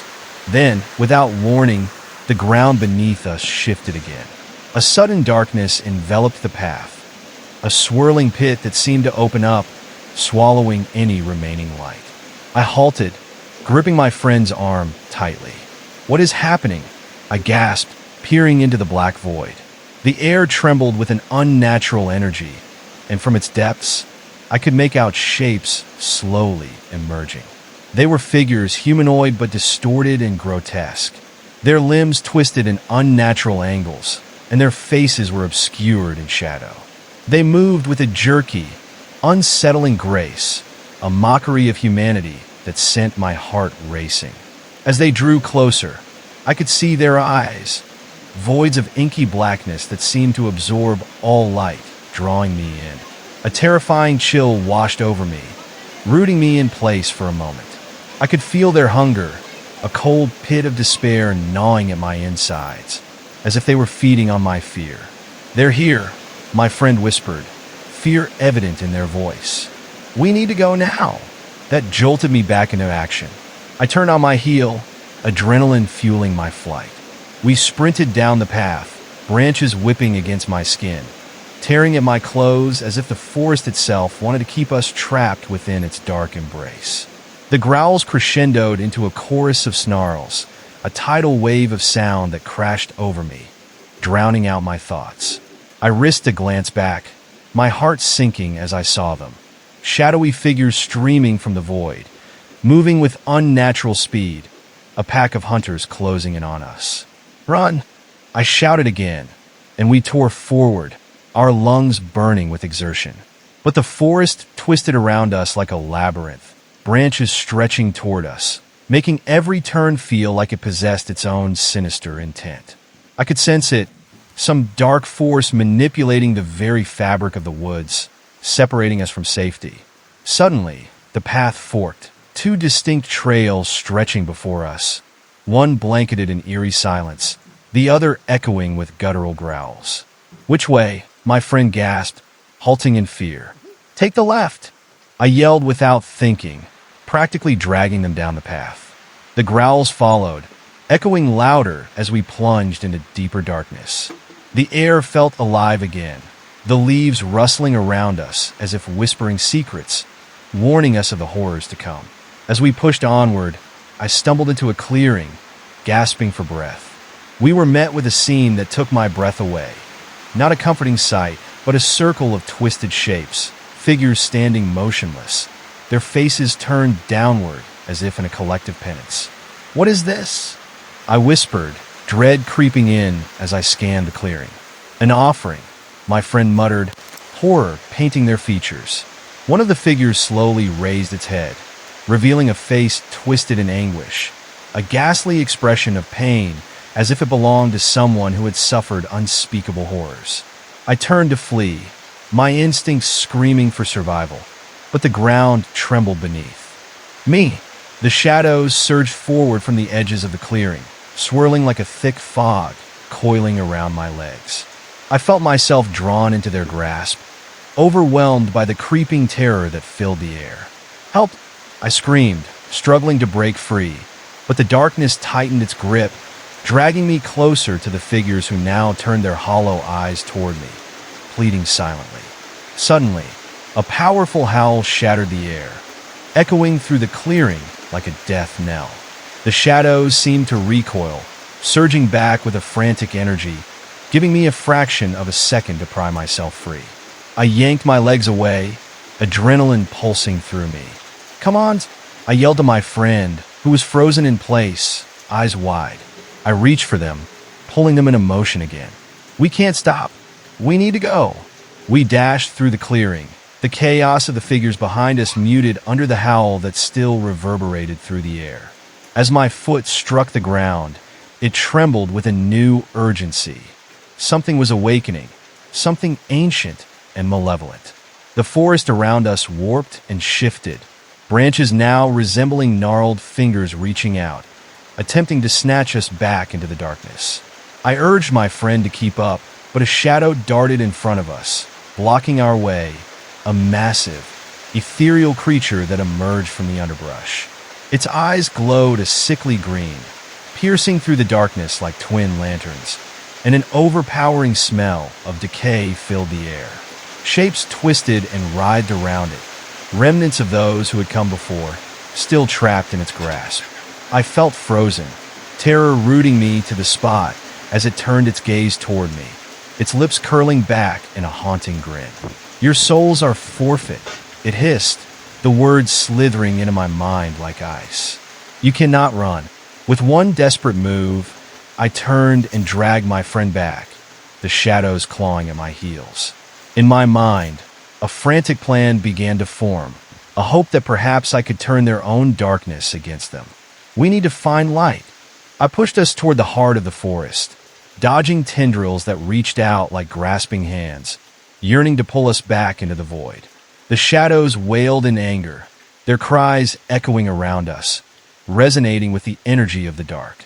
Suddenly, I spotted a flicker of light just ahead, a small clearing, illuminated as if touched by some divine force. My heart surged as I darted forward, hoping against hope that this was our escape.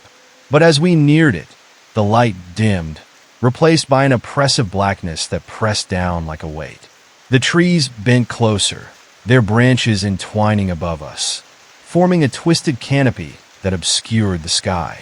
The light flickered and seemed to shrink, drawing in on itself, leaving us in semi-darkness. "No," I whispered, panic clawing at me. "Not again." We stepped into the small clearing, and the growls echoed suddenly, louder than before. I could see shapes emerging again, more figures crawling out from the shadows, twisting in sweat and pain.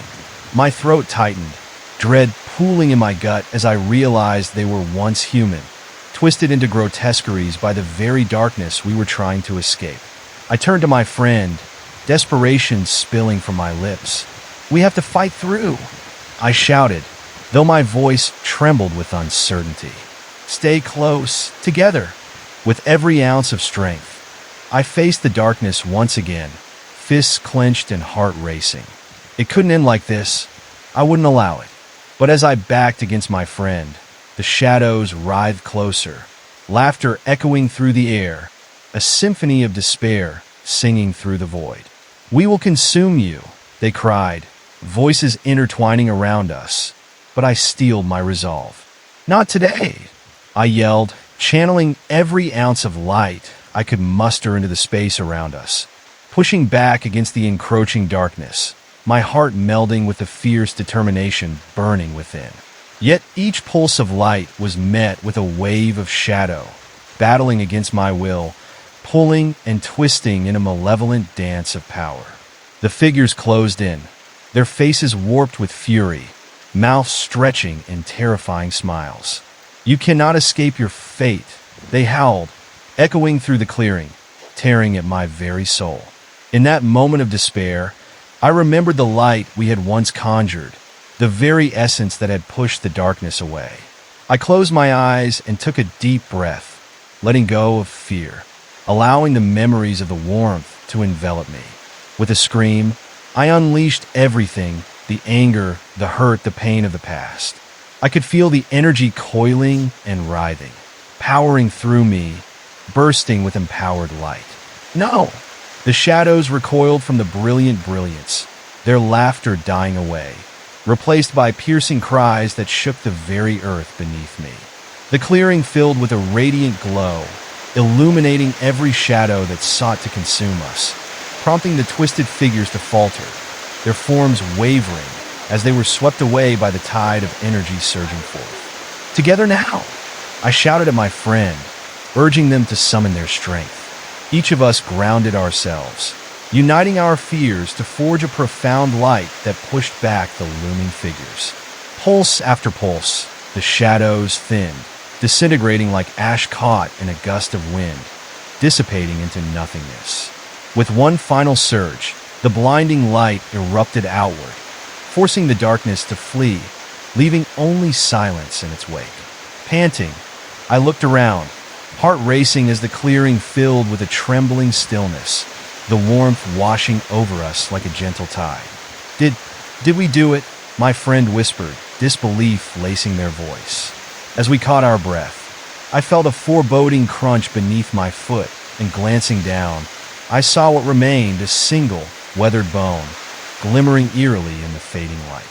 With a tremor of horror, I realized it was not alone.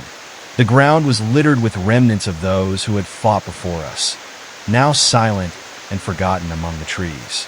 I turned to my friend, panic flooding my chest. We need to get out of here. But as we prepared to move, a breeze swept through the clearing like a sigh from the forest, bringing with it an echo of laughter, dark, chilling laughter that grazed against my skin. They were back. A creeping sense of dread filled the air, thickening with anticipation. The shadows were retreating, certainly, but I couldn't shake the feeling of eyes watching, waiting for our guard to slip. Come on, I urged, grasping my friend's arm as we began to back away, the weight of the past lurking ominously in the depths of the trees. Each step felt like a countdown to something inevitable. The shadows that had taunted us before began to swirl again, creeping in like hungry fog, pushing back against the clearing's light.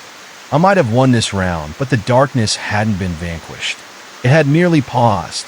Desperation clawed at me as I and my friend sprinted from the clearing, back into the embrace of the twisting woods, the eerie whispers regaining their power.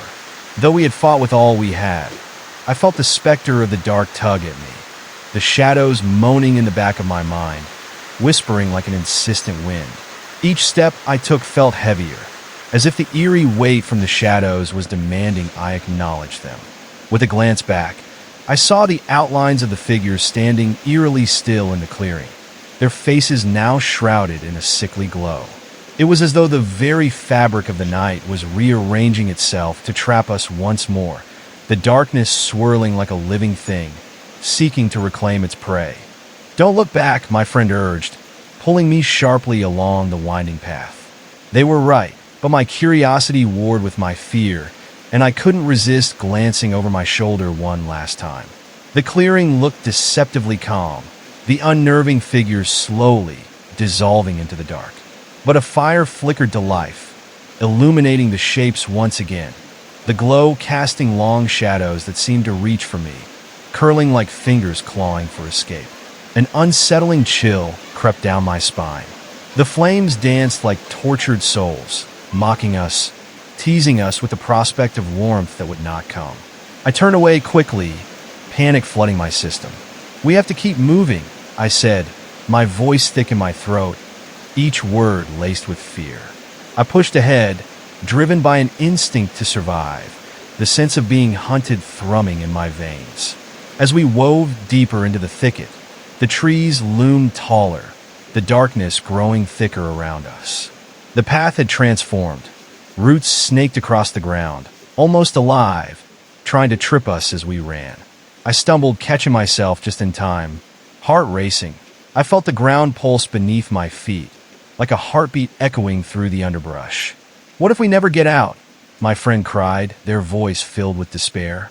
What if we're trapped forever? I forced myself to breathe steadily.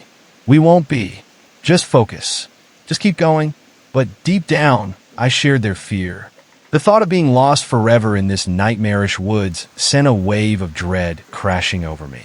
I could almost feel the darkness pressing in from all sides, the shadows creeping closer, whispering promises of oblivion. Then, the sounds of the forest shifted. The rustle of leaves turned into an unmistakable footfall, a heavy tread that grew increasingly loud. I felt it reverberate through my body, a reminder we were not alone. The shadows stirred in response, writhing like a living blanket across the ground, keeping pace behind us with a sickly rhythm. "Something is hunting us," I whispered, trying to keep my voice level as we pressed onward, the night air thick with tension. The footfalls quickened, and I urged my friend to move faster. "We have to get to safety." The trees around us twisted, the path narrowing, creating an illusion of confinement, as if the woods themselves were attempting to swallow us whole. Just when I thought I could hear another growl, a flicker of movement caught my eye. I turned my head sharply and blinked. At the edge of the shadows, something small and dark flitted between the trees, a figure, almost childlike in size, darting in and out of view, its limbs distorted at grotesque angles. "What is that?" my friend gasped, pointing into the darkness, but I could barely articulate a response. Whatever it was, it had the characteristics of something human, yet entirely inhuman, eyes glowing like dying embers, capturing the light before it vanished into the night. It circled us, the flicker of its presence more unsettling than the more substantial threats I'd felt before. As I stood rooted in unease, the creature tilted its head and stared at me with an expression that felt both curious and predatory. An unsettling sensation washed over me, like an electrical charge, adrenaline spilling into my veins.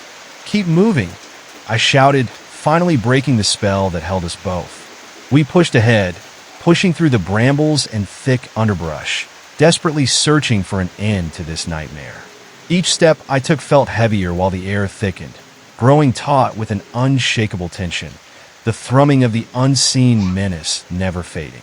Suddenly, the path ended in a thicket of sharp brambles, thorny vines curling back to form an impenetrable barrier.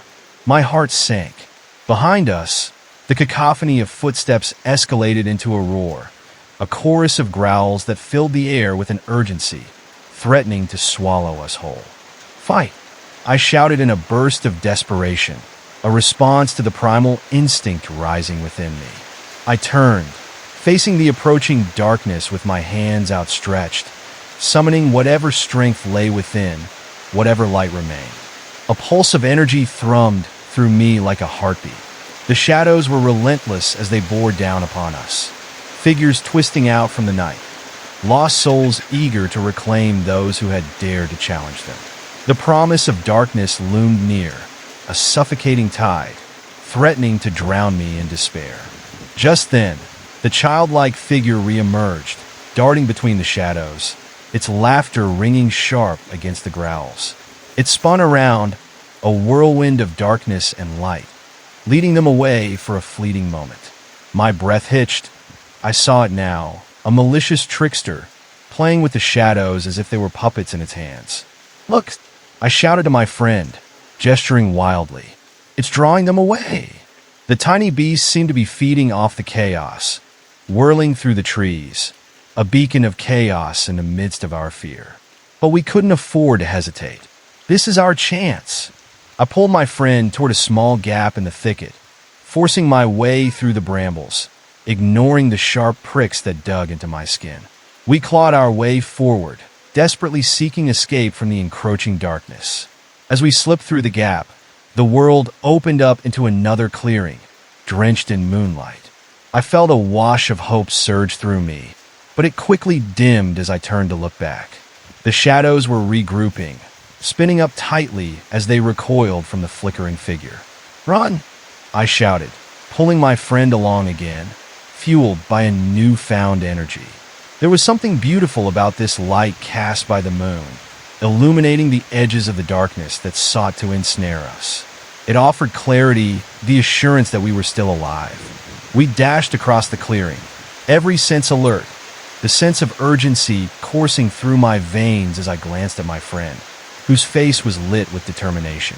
But just as we crossed the center, a shrill scream pierced the tranquility, echoing around us like thunder, shaking me to the core. It came from behind. The childlike figure had been caught, ensnared by the shadows, trapped within their grasp. The cries echoed off the trees, suffocating my attempts to escape, wrapping around my heart with tenacious claws. "No!" I screamed as I turned to see it struggling, its distorted form twisting in horror, swallowed by the growing mass of darkness. The ground shook beneath me, and triumph seeped back into the shadows, laughing at the chaos they had produced. Fear surged through me, a burning question igniting within. How much longer before they would come for us next? No safety lingered here, just uncertainty and haunting echoes. With resolve binding us, I reached out for my friend. We can't look back. We can't let them take us. But I could feel the shadows gaining ground, whisking through the trees, and I knew we needed a plan. We had outmaneuvered them before, but the darkness had grown smarter, learning from each encounter. "Follow me," I said, searching through the trees for the slightest sign of escape, a hint of safety or hope. The night had begun to close in around us again, but I couldn't succumb to despair. Searching for the remnants of that comforting moonlight, I caught sight of a narrow path leading deeper into the woods, a way that felt lighter somehow, imbued with a fleeting sense of hope. "Let's go!" I yelled, racing towards it, the sound of my heart pounding, drowning out even the growls of the shadows closing in behind me. I could feel the darkness lurking, heavy and oppressive, yet I was determined to push forward. We darted between the trees, the underbrush tearing at our clothes and skin. But it was a small price to pay for the chance to escape. And as we ran, the shadows clawed at my back. Their whispers grew frantic, desperate to reclaim what they had lost, my fear driving them onward. Each chilling breath I took bolstered my resolve as I summoned every ounce of strength to continue the flight. "Almost there!" My friend's voice rang out ahead. The path spread out before us, a light flickering in the distance, promising a way out, an end to this torment. I quelled the urge to look back, but couldn't help the shiver down my spine that warned me of the dangers snapping at our heels. Then a blinding flash lit up the pathway, blinding me momentarily. I squinted against the light and felt the presence around us shift. A powerful energy surged through the air, pulsating like a heartbeat. The shadows recoiled, wrapping themselves tighter as if they were caught in the grasp of something larger. "What is that?" I murmured, squinting towards the source of light illuminating the path. It drew me in with an irresistible pull, a promise of safety, of refuge. We broke from the trees and plunged into the expanse of light, the shadows fleeing further away, howling in agony. But even surrounded by the glow, doubt lingered. I could feel the tendrils of darkness still clinging to us. We had only momentarily escaped. Would we find true shelter or simply stumble into another trap of the haunting woods? "Stay close," I urged, stepping toward the light. But as we entered the expanse, I noticed something strange. The light felt different. It looked inviting, but held a sinister quality, flickering like a dying flame. Fingers of darkness still mingled at the edges, creeping ever closer, trying to snuff out the hope surrounding us. In that split second, the realization hit me hard. Nothing would be easy. The shadows were clever, and they wouldn't relent. With a sudden rush of wind, the light dimmed. I could see figures coalescing in the faint glow. More than just shadows this time. They were those who had become lost before us. Their faces twisted with anguish, still caught in a cycle of fear and despair. "No!" I screamed, scrambling backward into my friend as the wave of dread washed over us anew. There was a sense of futility in the air as my pulse thundered in protest. "Get out!" I yelled, now fully aware that we were not welcome here, not among the lost souls trapped in darkness. I turned to my friend, urgency thrumming in my voice. "We need to go. Now!" But the shadows surged forward, empowered by the moment of hesitation, gathering around us like a storm closing in. It was not just the monsters from before. It was an entire horde of lost souls reaching out, grasping for connection, for release, or perhaps for revenge. A dark pact of fear and malice. As the figures stretched their arms towards us, I could feel cold fingers brushing against my skin. They were desperate, begging to escape their fate, even as they sought to drag us down with them.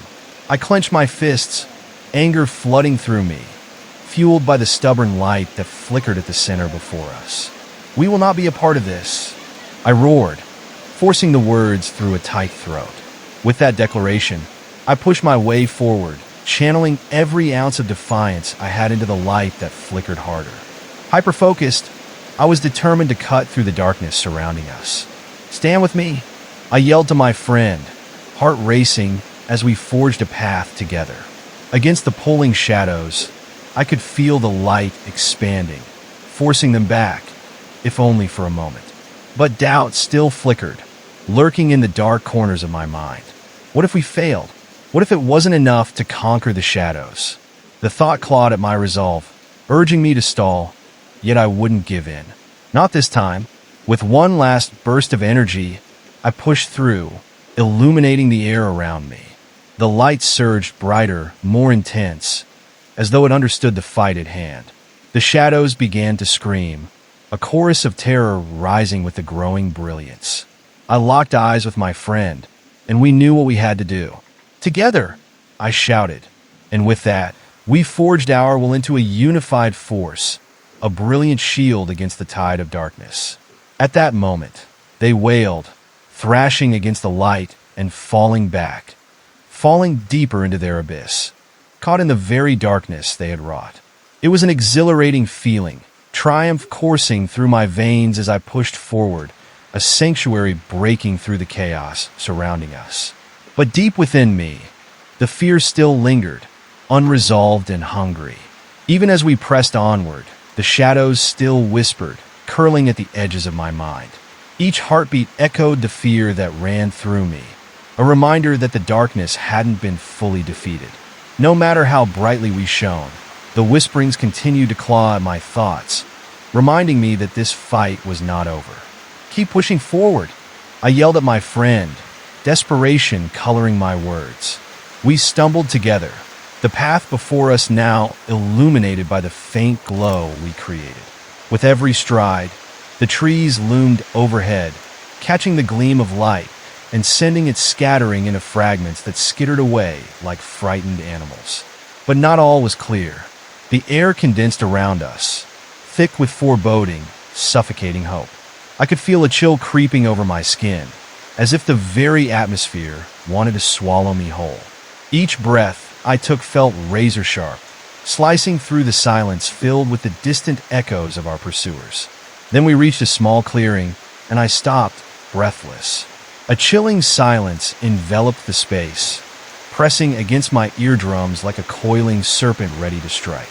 The ground was littered with strange symbols drawn in the dirt, a language long forgotten, a warning perhaps.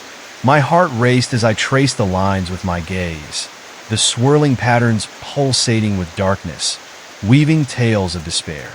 "What is this?" my friend whispered beside me, keeping their voice low as if the shadows were listening. "I don't know," I replied, unease creeping into my voice. "But we can't stick around to find out." Something about the symbols felt wrong, like they held the essence of a ritual, a bond that tied those lost to the darkness, marking this place as a graveyard for hope. As I turned to leave, I heard it, a low, guttural growl rumbling from the depths of the woods behind us, a sound not entirely human, filled with a rancid hunger that chilled me to the bone. The growl echoed through the trees, vibrating against my chest as dread enveloped me. "They're coming!" I cried, my voice barely above a whisper, and from the trees, shadows began to spill into the clearing, coalescing into monstrous shapes, grotesquely human yet deeply unnatural. Their limbs twisted in terrible angles, faces distorted beyond recognition, eyes hollow and smoldering with a rage that transcended life. I stumbled back, panic rising as the growl surged into a chorus, a cacophony of rage and pain, a horrific blend of lost souls trapped within the darkness. My heart thundered in my ears, overwhelming me as I backed away. "Run!" I shouted, just as I caught my friend's frightened expression. Without needing to say another word, we turned and sprinted away from the clearing, flying through the trees, the underbrush snagging at our clothes like the hands of the damned. Fear propelled us onward, a frantic urge to escape the malevolence that clawed at our heels. Yet, despite our speed, I could feel the shadows gaining ground.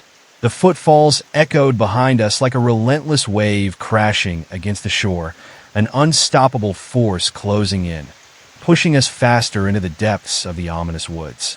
Each step I took was fueled by fear, a pent-up energy surging through me, turning my senses into overdrive. Then suddenly the ground shifted beneath my feet. I tripped over a gnarled root, my legs snapping painfully beneath me as I fell hard to the ground. The world spun as I struggled to regain my bearings, my heart pounding in my chest while shadows swirled above me, laughing at my misfortune. "Get up!" My friend's voice pierced through my panic, their hand reaching for me, but my body felt heavy, weighed down by dread.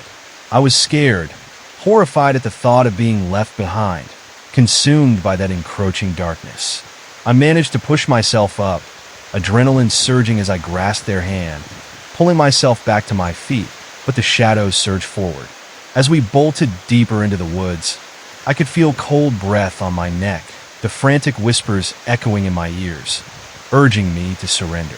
They promised peace as they beckoned me deeper into the embrace of the shadows, a tempting lullaby that tried to strip me of my resolve. "No!" I shouted, shaking my head fiercely, trying to drown out their deceitful murmur. "We won't let them win." With renewed determination, I dragged my friend along a twisted path, every nerve screaming for us to escape. But the woods twisted and turned, the trees closing in around us as if trying to trap us, their gnarled branches clawing at our skin and clothing. Then we reached another clearing, dimly lit under the flickering light of the moon. But there was something more, something sinister about that glow. At the center stood an ancient stone altar, covered in eerie carvings, thrumming with dark energy. The air buzzed with an oppressive force, suffocating me as I stepped closer, drawn into its depths against my will. "Stay back," my friend cried, but I felt something vital beckoning from the altar. The need to understand surged within me. I moved forward, shamelessly drawn to it. The shadows seemed to dance around the altar, eagerly awaiting my next move, whispering promises of power and understanding lost to those who had perished before. There was a sharp chill in the air, and suddenly the ground trembled, sending a shockwave through my bones. I looked down just in time to see the earth crack open, revealing a gaping chasm that exhaled a sickly steam, a putrid odor assaulting my senses. A darkness crept from the chasm, reaching up towards the altar, as if it hungered for the very essence of life. "We have to go now," my friend screamed, but I was frozen, caught in the grip of the altar's power. The shadows twisted even more, forming figures that beckoned me closer, their faces anguished as they tried to pull me toward the depths of the chasm. The weight of sorrow and despair pressed upon me, making it hard to breathe. I could see lost souls swirling at the edge of the chasm, their eyes pleading for release, trapped between two worlds. "Don't!" I begged them, instinctively stepping back, but it was too late. The darkness surged toward me. "Help me!" I yelled, gasping for air, fighting the pull against my soul as the darkness began to wrap around me like a vice. I felt my friend's hand grasping at me, but the shadows were relentless, raking across my skin with icy claws. "Fight it!" my friend shouted, desperation flooding their voice as they pulled me back, their strength grounding me in the chaos. The sharpness of their grip reminded me of my purpose, my will to survive. I could feel the embers of light kindling within, igniting my resolve. With every ounce of strength, I pushed against the darkness, the shadows starting to peel away. The whispers became screams, a cacophony of lost souls thrumming against my senses, filling my mind with chaos. "We won't be taken," I screamed, channeling all of my energy into a bright light that shone from within me, piercing through the gloom. The darkness recoiled from it, faltering as the shadows became frantic, thrashing and twisting in despair. And then something shifted, something deep within the abyss stirred. A low rumble that rose ominously, resonating through the ground, the altar trembling in response. Cracks spread across its surface, revealing a depth that seemed to stretch into infinity, like the maw of a great beast ready to swallow all in its path. I pushed back against the shadows, desperately remembering the warmth of the light we had created. Instinctively, I grabbed my friend's hand tighter, channeling our fear, our love, and our determination into that brilliant light as it swelled around us. The shadows flared, trying to close in on us, but we stood firm, the brightness flaring until it became blinding. "Together!" I shouted again, rallying us forward. The light exploded from us, sending tendrils of brightness piercing through the darkness, scattering the shadows in all directions like leaves in a violent wind. But at that moment, I also felt something try to tear at my resolve, a scrape of indecision, a feeling that we had crossed into something far darker, with unseen dangers lingering just beyond. Shakily, I felt the air shift as shadows began to regroup, edging closer. I had banished them once, but they were huddled at the periphery, growing bolder, feeding off our fear. I willed my legs to move faster, racing towards the far end of the clearing, where the faint outline of a path awaited us, even as the shadows surged to reclaim what they had lost. "Run!" I urged, sprinting ahead, not daring to look back. Every sense screamed at me, knowing our escape wasn't secured yet. I stumbled on the uneven ground, a root catching my foot, and I cascaded forward, sprawling onto the earth. The ground vibrated beneath me, and I could feel the trembling of something monstrous beneath the surface, the heartbeat of the forest thrumming with malice. I scrambled to my feet, panic clawing at my chest as I turned and caught a glimpse of the figures converging on us again, more menacing this time, hungry, a dark symphony of shadows hungering for the light we carried. They lunged toward me, twisted faces merging into one, a horrific collage of pain that sought to drag me back into the depths. "Let go of me!" I screamed, but the darkness formed a wall, closing in with each heartbeat. I felt my friend's hand slip out of mine, loss washing over me like a wave. My heart plummeted as I reached instinctively, grasping into nothingness. Then, a flicker caught my eye at the edge of the clearing. A flickering light, weak but defiantly present. The shadowy tendrils recoiled for a fleeting moment, giving me a glimpse of salvation. "In there!" I pointed, my voice hoarse. "We have to get to that light." Without hesitation, I dashed forward, ignoring the ache radiating through my body, pushing myself harder as the shadows swirled around. I could hear the growls grow louder, a desperate cacophony urging me to stop. Yet I pressed on, the glow beckoning me like a lighthouse through the fog of despair. The very air felt charged with energy, crackling around me as I burst through the brush and into the beam of light. Just as I crossed the threshold, I felt hands grab me, cold, merciless, clawing at my flesh. I screamed, the darkness swirling around my legs, trying to draw me back into its depths. But the light around me pulsed fiercely, rising up in a brilliant surge, pushing the shadows away, dissolving their grips one by one. I stumbled forward, driven by both fear and hope. My instincts kicked in as I grabbed for that flickering light, and as I reached for it, I felt warmth envelop me, wrapping me in a protective embrace. I yanked my friend forward again, pulling them into the light just as the shadows recoiled in furious howls. But even as the warmth beckoned, I knew instinctively that safety was a fleeting mirage. The shadows were regrouping, stronger and more desperate than before, filling the edges of the light with primal rage, their very existence urging them to reclaim us. We stood together, panting, but I could feel the walls shifting around us, the ground trembling in response to the battle raging within. A chilling realization washed over me. I had barely won a respite, the fight was just beginning, and the night had still not ceased its grip on us. I looked at my friend, their eyes wide, filled with both fear and determination. "We can't allow them to take us," I whispered. "If we stand with the light, we can push them back."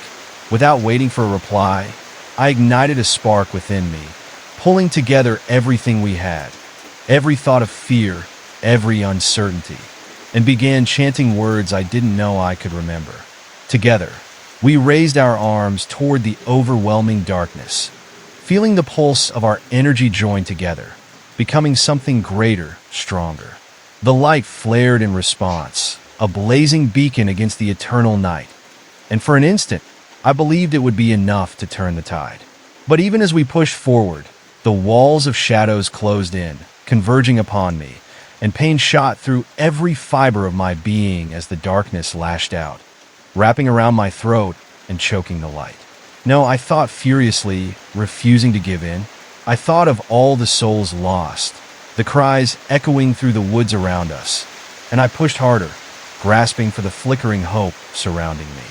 With a loud roar, the darkness surged forward, cascading over us like a wave of despair. I felt my energy pulse, wavering, and just like that, it began to falter. "No!" I shouted, feeling my voice lost in the roar of anger wafting through the night, as if the shadows were brewing a storm that would swallow us whole. Then the shadows erupted, like a vicious tide, trying to reclaim everything in their path. I could see the altar shimmering in the darkness, followed by the twisted souls lurking behind the light. The ground beneath me began to convulse, thrumming ominously as if it was alive.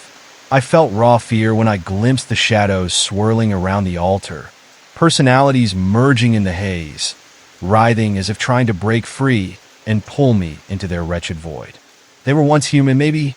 Faces morphed into grotesque masks of agony, their mouths gaping in silent screams, reaching out hungrily. It's like they were trapped in a cycle of torment, longing to escape but forever bound to misery. I swallowed hard, trying to shake off the intensity of their hollow eyes. Deep down inside, a sickening thought crept into my brain. What if that terror became mine too? "Push through!" I shouted, though my voice wavered, shattered by the encroaching dread surrounding us. I could feel my heart pounding against my ribs like a caged animal, fierce and panicked. The oppressive weight of the dark air churned around me, and I could sense it closing in, a suffocating blanket threatening to snuff out our fragile light. I glanced at my friend. Their stare locked on the altar where shadows danced and flitted unnaturally like dark flames. I realized how easy it would be to get consumed by the darkness if I allowed it. Once I let fear dictate my actions, the thought sent a jolt up my spine. "No, we won't give in," I declared, forcing the doubt from my mind. I closed my eyes briefly and focused on that sliver of warmth left within, the flicker of defiance high above the roar of shadows. In that moment, I noticed the wind shift, growing animated, swirling frantically around us, carrying with it the whispers of those lost to the void. A chill ran through me, sending shivers along my spine, and I felt an intense presence watching, waiting for us to falter. I opened my eyes just in time to see the shadows morphing again, pulling themselves together into a mass of writhing darkness. They twisted like serpents, dragging themselves towards us, their rhythm echoing the very drumbeat of my heartbeat, closer and closer. I staggered back, overwhelmed by the sheer density of it all. Then the figures lunged for me, reaching arms stretching like the branches of an ancient tree, grasping at my clothes, my skin. I felt their cold touch wrap around my ankle, sinking in, trying to anchor me in place. Their hunger was palpable, a dark hunger that threatened to drag me down into their depths. "Help!" I yelled, pulling frantically at my leg, trying to shake off their grasp, feeling the chill seep into my bones. But their grip tightened, relentless and unyielding, pulling me deeper toward the altar. I could sense their breath against my skin, rancid and old, filled with despair that made my very soul recoil. My friend reached for me, snapping my attention. "Hold on!" They launched forward, hands grabbing my shoulders, trying to pull me back to solid ground. Their strength was anchoring, and through the storm of shadows, I could feel my will ignite again. With one powerful tug, they yanked me free, the darkness howling as I scrambled to regain my footing. For a moment, I felt elation, but then the ground beneath shifted violently, breaking open like a wound, revealing an abyss swathed in darkness that rumbled hungrily. I stumbled, nearly losing my balance, the momentary thrill turning to sheer panic. "We have to get to the light," I urged, voice trembling. The figures behind us screeched, their sounds tearing through the air, a horrible melody of anguish that sent my insides twisting painfully. I could feel them pressing close again, a thrumming power of despair trying to pull us back, hungry to reclaim what they could not have. "Now!" I screamed as I bolted forward, my legs powering through the underbrush, my feet pounding the earth in a scramble for survival. Darkness encircled us, pressing against my back like a weighty shroud. I didn't want to look back, scared that if I did, I would get swallowed whole. We ran and ran, darting past twisted trees that loomed like wraiths, their branches reaching for us, brushing against my skin, leaving a trail of ice in their wake. I could hear the shadows trailing behind us, their cries melding into a chorus of rage, a cacophony that clawed at my mind, whispering doubts and despair. Then I saw another faint glimmer ahead, the promise of escape, a soft light dancing amidst the thick darkness. I nudged my friend, my heart pounding in desperate hope. "There! We have to go!" But just as I began to race toward it, the shadows surged around us, stinging my skin with their cold and damp presence, wrapping me up in a tight embrace that threatened to pull me down. I felt like I was drowning in an ocean of despair. Then the light flickered violently, responding to the growing chaos. It pulsed and dimmed as if it were in pain, waves of darkness crashing against it, testing its strength. I strained to reach it, dread creeping in once more, gnawing at my resolve. "Don't let go!" I shouted again, suddenly aware of just how precarious our grasp on the light was. With that thought driving me, I felt determination swell in my chest. I pulled my friend forward, our hearts beating in tandem as we sprinted into the glowing warmth, the air buzzing with electric energy. And in that moment, I thought we might just make it. Then the shadows deflated the light, rushing in from all sides, swirling like a fierce tornado of despair. I closed my eyes, forcing myself to envision the blinding brilliance, something unforgiving against the smothering darkness. It rose within me, fueled by fear, courage mixing explosively, and then I opened my mouth to unleash a cry filled with defiance. "We won't be taken," I proclaimed, raising my hands toward the swirling void, feeling the surge of energy pulse through the air around us, pulling tendrils of darkness away from the light. I could hear the shadows screeching in anger, their sound raw and twisted. The world vibrated violently, every part of the atmosphere shaking with intense energy. The light pulsed again, brighter this time, forcing the shadows into retreat, but they were not finished yet. I could see them rear back, their figures entangling and wriggling in rage, and I braced myself for the next attack. They struck like a wave, crashing over me again, trying to snuff out the dwindling light with a ferocity that made me gasp for breath. Friction surged through my bones, and I could feel despair creeping in again, like ice wrapping around my heart. The chilling whispers filled my head, drawing me closer to surrender, urging me to give in to the dark kiss of oblivion. But then I remembered the faces, the tortured souls, their cries filled with anguish, their eyes glistening with hatred. Flickers of hope ignited in my mind, and I felt the soft warmth of my friend beside me, grounding me against the rising tide. "No!" I bellowed, the word bursting out like a sudden explosion. "This ends now." I pushed even harder, light swirling from within my chest as I summoned everything I had left and channeled it toward the darkness. Energy rippled through me, and with every ounce of will, I hurled it outward like a spear. The light erupted, roaring against the dark cocoon, the shadows howling in agony as it spread through the clearing, forcing them back. The world trembled under my feet, the pulse of fear and courage blending into a force so powerful it made the air crackle. Then, as if time stood still, something in the expelled light shimmered. Faces fleetingly appeared, glimpses of warmth, joy, those who had come before. The sight made my heart surge. They fought alongside us, reclaiming themselves from the depths of despair, showering us with strength. But the shadows were far from defeated. From the corner of my eye, I noticed something stirring back near the altar, a dark mass swelling against the light that pulsed violently. It twisted and formed into a silhouette more sinister than any before, hunger incarnate, eyes radiating resentment like twin fires. I froze, terror cascading over me, as the entity lunged toward us, leaving a trail of frost in its wake. Its voice reverberated through the air, low and unsettling. "You cannot escape. You belong to us." I felt my resolve shake, threatening to crumble under the weight of that dark power. The shadows amplified their grasp, pulling at my legs, trying to drag me toward the entity looming before us, the chasm behind me yawning wide and waiting to swallow me whole. "No!" I screamed, forcing my legs to move. With every ounce of will, I turned away from it, the looming horrors, and ran once more, pulling my friend along with me, desperate to stay in the light.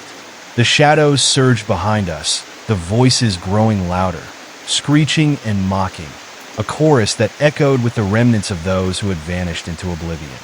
I felt the air grow thick with despair, so dense that it felt like I was moving through water, and my lungs screamed for air. But then I spotted another opening in the distance, a narrow path leading away from the clearing, away from the grasping shadows. "There!" I shouted, forcing myself to concentrate, hoping we could slip through the fingers of darkness. Instinct took over as I bolted forward despite exhaustion weighing me down. My legs burned, but the glow ahead pulled me onward, a beacon of hope against the swirling oblivion. The shadows shrieked in fury, their reach growing desperate as they sensed their prey escaping. I stumbled but stayed upright, running faster as the gnarled branches began to close in on us, the trees bending and twisting into grotesque shapes, witnessing our flight with hungry anticipation. I could hear them muttering, whispering secrets meant only for the lost. "Keep going," my friend urged, and their voice pierced through the dread, pushing me forward. With a final drive of desperation, we plowed through the undergrowth, limbs scraping against thorny vines that reached out like fingers, gnashing at our skin for rebellion against the dark. I felt the coiling darkness retreat slightly, but not enough. We were not free yet. Danger lurked in every shadow, and I could sense the inevitable battle still ahead. The path narrowed, and I pushed on, my heart pounding in rhythm with the primal fear that coursed through me. But even as I ran, the shadows whispered behind us in a twisted melody of despair, haunting promises that clawed at my resolve. And just when I thought I might escape, I felt the air shift again. The shadows were regrouping, their anger intensifying. The feeling of presence grew overwhelming, like a storm converging, a force gathering behind us. "It's coming!" I shouted, a fresh wave of panic washing over me. "No," was my friend's only response as they stumbled near me, fear etched into their features. But we couldn't stop now. We had to push onward together, surviving the surge of the darkness that sought to envelop us once and for all. With adrenaline flooding my veins, I surged ahead, navigating the narrow path, longing for the glow I could see ahead, a real light that seemed beckoning, promising somewhere safe, a chance to escape the malevolence chasing us. However, I could hear it chasing behind us, an omnipresent shroud, the shadows racing to consume us before we reached salvation, their voices intertwining into cries of rage, a relentless force that matched every pulse of my rapid heartbeat. Almost there, I gasped, pushing my legs harder, keeping my eyes focused on the glow, even as the air thickened with the chilling exhalations of the shadows just behind us. Suddenly, I burst into a new clearing, heart racing and breath coming in sharp gasps.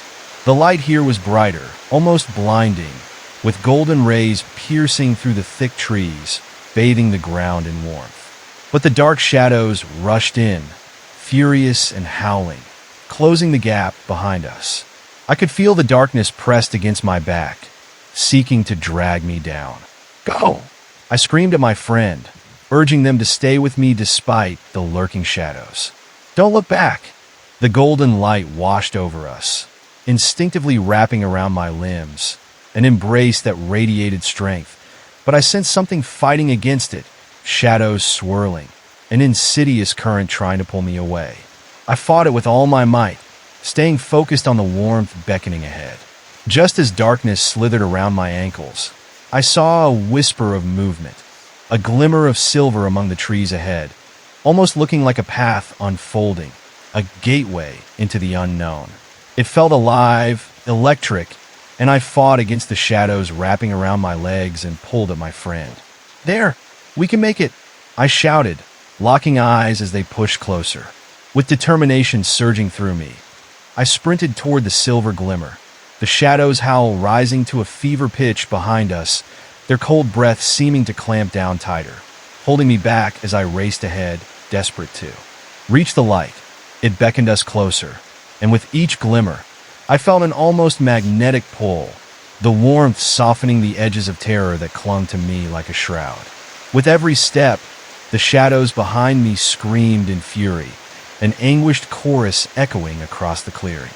I heard them desperately clawing at the air, their fingers reaching for me, trying to draw me back into the suffocating embrace of their dark world. The silver light ahead flickered, almost alive, as if it sensed the storm of shadows on our heels. I could see the outlines of figures, ghostly silhouettes caught between realms, hovering at the fringes of the light. They didn't move forward, trapped in some eternal limbo, their faces twisted in expressions that shifted between anguish and hope. I shuddered, instinctively knowing they were drawn to the light as much as we were, yet bound by the darkness that held them prisoner. "Keep moving," I shouted, my voice reverberating through the chaos, urging my friend onward. I could feel the oppressive weight of despair at my back, growing heavier with each step. Its smothering presence clung to me, trying to gnaw away at my resolve, but I thrust it aside and ran with everything I had. As we dashed forward, the shadows surged, the screeches morphing into a palpable force that clawed at my mind. They whispered tales of what would happen if we failed, promises of torment that echoed in the back of my consciousness. My pulse quickened, the fear creeping in again, wrapping around me like a vine, tightening its grip. The closer we got to the light, the louder the shadows became, their cries becoming an ominous chant, threatening to engulf my will. Just before we reached the shimmering portal, I felt something brush against my shoulder, a cold caress that sent ice through my veins. I screamed, spinning around, expecting to see a specter or a grotesque face lurking behind me. Instead, I was met with the shadows pooling at my feet, swirling and twisting in a dance that was both captivating and horrifying, alive with malicious intent. I felt my friend hesitate beside me, their breath quickening as fear flickered in their eyes. "We won't let them take us," I urged, my voice steadier than I felt. The shadows surged in response, their whispers now forming a cacophony of despair, drowning out my thoughts and clawing at my sanity, trying to make their presence known.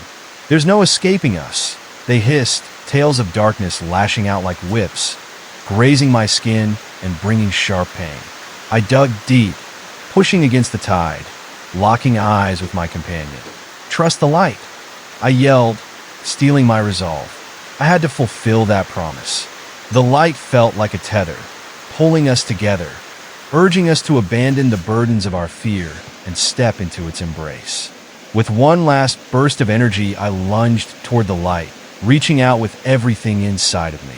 My fingers brushed against the glowing edge, and suddenly, it felt like a dam had broken, unleashing a surge of warmth that flowed over me.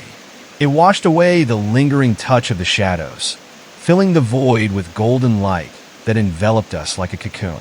The shadows recoiled, howling in fury, their forms dissipating like leaves in a storm. As we stepped through the threshold, I felt their grasp slip away, losing its hold on me as the light ignited in brilliant waves. For an instant, I could see the faces of those approaching the light, smiling, hopeful, finally free from the stranglehold of darkness they had endured for so long. Their freedom was palpable, and I realized they had found peace, finally released from their torment. The sensation of weightlessness engulfed us, and I gasped as I felt the shadows fade into nothingness behind me. Breathing hard, I turned to my friend, whose expression mirrored my disbelief. A moment shared in the purity of light that now stood steadfast against the horrors we had just escaped. "I can't believe we made it," I murmured, my heart still racing from the adrenaline coursing through my veins.